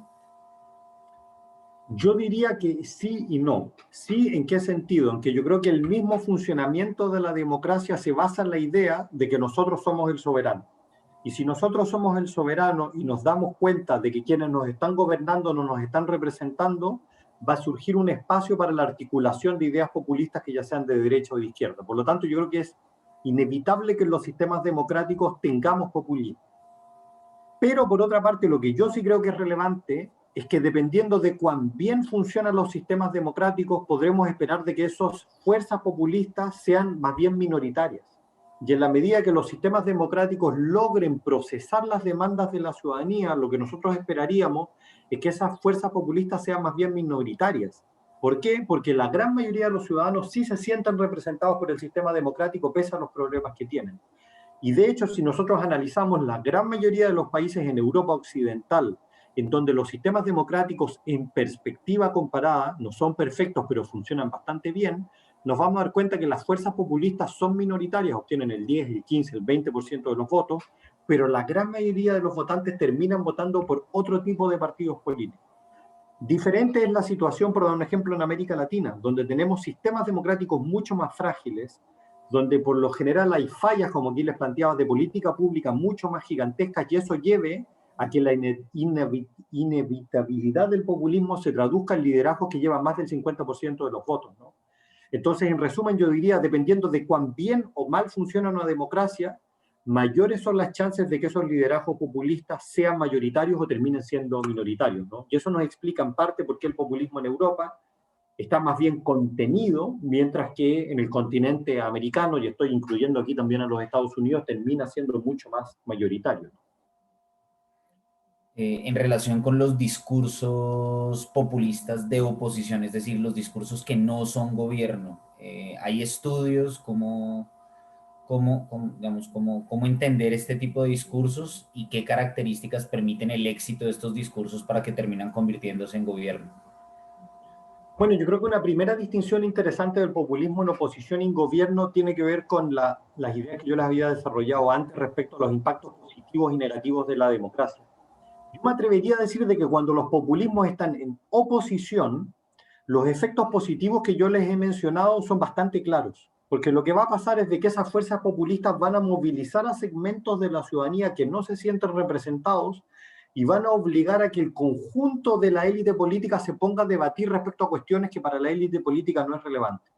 Yo viví en Europa por más de una década y como ustedes comprenderán, siendo un inmigrante, no estoy a favor de los partidos anti-inmigrantes. Pero si un segmento relevante de la población europea dice que no quieren más inmigrantes, yo creo que ese es un debate que se tiene que establecer en el espacio público y los partidos convencionales normalmente han tratado de bloquear esa temática. Y por lo tanto, yo creo que es sano de que surjan estos partidos y que tienen un efecto positivo en ese sentido. El efecto negativo pasa cuando esos partidos forman gobierno, porque cuando esos partidos forman gobierno, ¿qué es lo que va a pasar? Que controlan el Poder Ejecutivo y al controlar el Poder Ejecutivo pueden empezar a implementar determinadas políticas públicas que son nocivas para el sistema democrático. Por lo tanto, yo creo que esta distinción entre populismo en la oposición y el gobierno es muy relevante también para tratar de comprender el impacto que tienen las fuerzas populistas sobre la democracia. Y de hecho hay investigaciones en política comparada de que no son todavía concluyentes, pero que apuntan un poco a esta dirección, que los populismos en la oposición tienden a tener un impacto positivo, mientras que los populismos en el gobierno por lo general tienden a llevar más bien a estos impactos negativos de los cuales estábamos conversando. Y finalmente, Cristóbal, en esa línea que planteabas al final de trabajar desde esas culturas políticas que favorecen o no favorecen el populismo, ¿qué trabajos hay que nos permitan más o menos visualizar desde allí el desarrollo y más o menos qué rutas podrías trazar tú desde América Latina? Mira, una muy interesante pregunta y los estudiantes habrán pensado de que nosotros habíamos coordinado con Sergio, porque yo tengo una última lámina para mostrarles una evidencia de Europa, pero creo que puede viajar muy bien para América Latina. Fíjense ustedes que estos son los datos de la última elección para el Parlamento Europeo, donde esto generó mucho debate en Europa, en el Parlamento alemán, porque el partido populista de extrema derecha que se llama Alternative für Deutschland, la barrita azul, obtiene un 13,2%. Es la primera vez en la historia de Alemania democrática de que un partido populista de extrema derecha accede al Parlamento y que obtiene gran cantidad de votos, un 13% de los votos. Esto generó un debate gigantesco en Alemania, imagínense obviamente por la herencia del nazismo, ¿no? Y hoy en día en el Parlamento alemán, el 13,2% de los parlamentarios provienen de este partido populista de extrema derecha. Lo interesante, fíjense ustedes, que este es un mapa de Alemania que nos muestra la cantidad de votos a nivel regional. Y fíjense ustedes que el color más claro es menor votación para el partido populista de extrema derecha y los colores más oscuros son los donde obtiene mayor cantidad de votos. ¿Y qué es lo que nosotros nos vamos a dar cuenta? Que es en Alemania Oriental, la antigua Alemania comunista, donde el partido populista de extrema derecha le va mucho mejor que en la Alemania Occidental. ¿Y cuál es la explicación de esto? El argumento generalmente es uno de cultura política. La cultura política en la Alemania comunista es completamente diferente, pese a que la transición a la democracia fue hace 30 años, de lo que fue en la Alemania Occidental. Porque Alemania Occidental se reconstruyó reconociendo los horrores del fascismo, ¿no? Y siendo nosotros los alemanes, de alguna manera, somos culpables de esto y queremos construir un sistema democrático donde nunca más se violen los derechos de las minorías. La Alemania comunista construye otra retórica porque va a decir de que el fascismo en realidad es un fenómeno capitalista y el enemigo es el capitalista y hace que los ciudadanos crezcan con una retórica completamente diferente respecto al fenómeno fascista. Y eso nos va a llevar a que la cultura política en Alemania occidental sea diferente a la Alemania oriental. Esta evidencia empírica que yo le estoy poniendo para Alemania, me atrevería a decir de que uno la puede encontrar también si uno la utiliza en América Latina y empieza a hacer estudios respecto a los perfiles de la votación para fuerzas populistas de distinto tipo, ¿no? Y si es que pensamos, por ejemplo, en mi propio país, en el caso de Chile, donde hay una fuerza populista de extrema derecha, y uno ve desde dónde moviliza votantes, uno se va a dar cuenta que son votantes que tienen un tipo de cultura política que es muy diferente a la que tienen otros ciudadanos. Por lo tanto, yo creo que esta es una pista muy interesante para hacer investigación, no solo en Europa, sino que en distintos países, incluyendo los países de América Latina. Perfecto, Cristóbal. Cristóbal, muchísimas gracias por esta sesión. Creo que nos quedan bastantes ideas y agendas hacia futuro. Es bastante provechosa esta aproximación sobre el populismo y además Y novedosa. necesaria en esta reflexión sobre la democracia. Entonces, nuevamente muchas gracias por habernos acompañado en esta clase de política y democracia. Esperamos poder profundizar en estas relaciones y vernos contigo más adelante y ojalá en el marco de la presencialidad. A todos los asistentes, el día de mañana vamos a tener nuestra penúltima sesión. Esta penúltima sesión va a ser sobre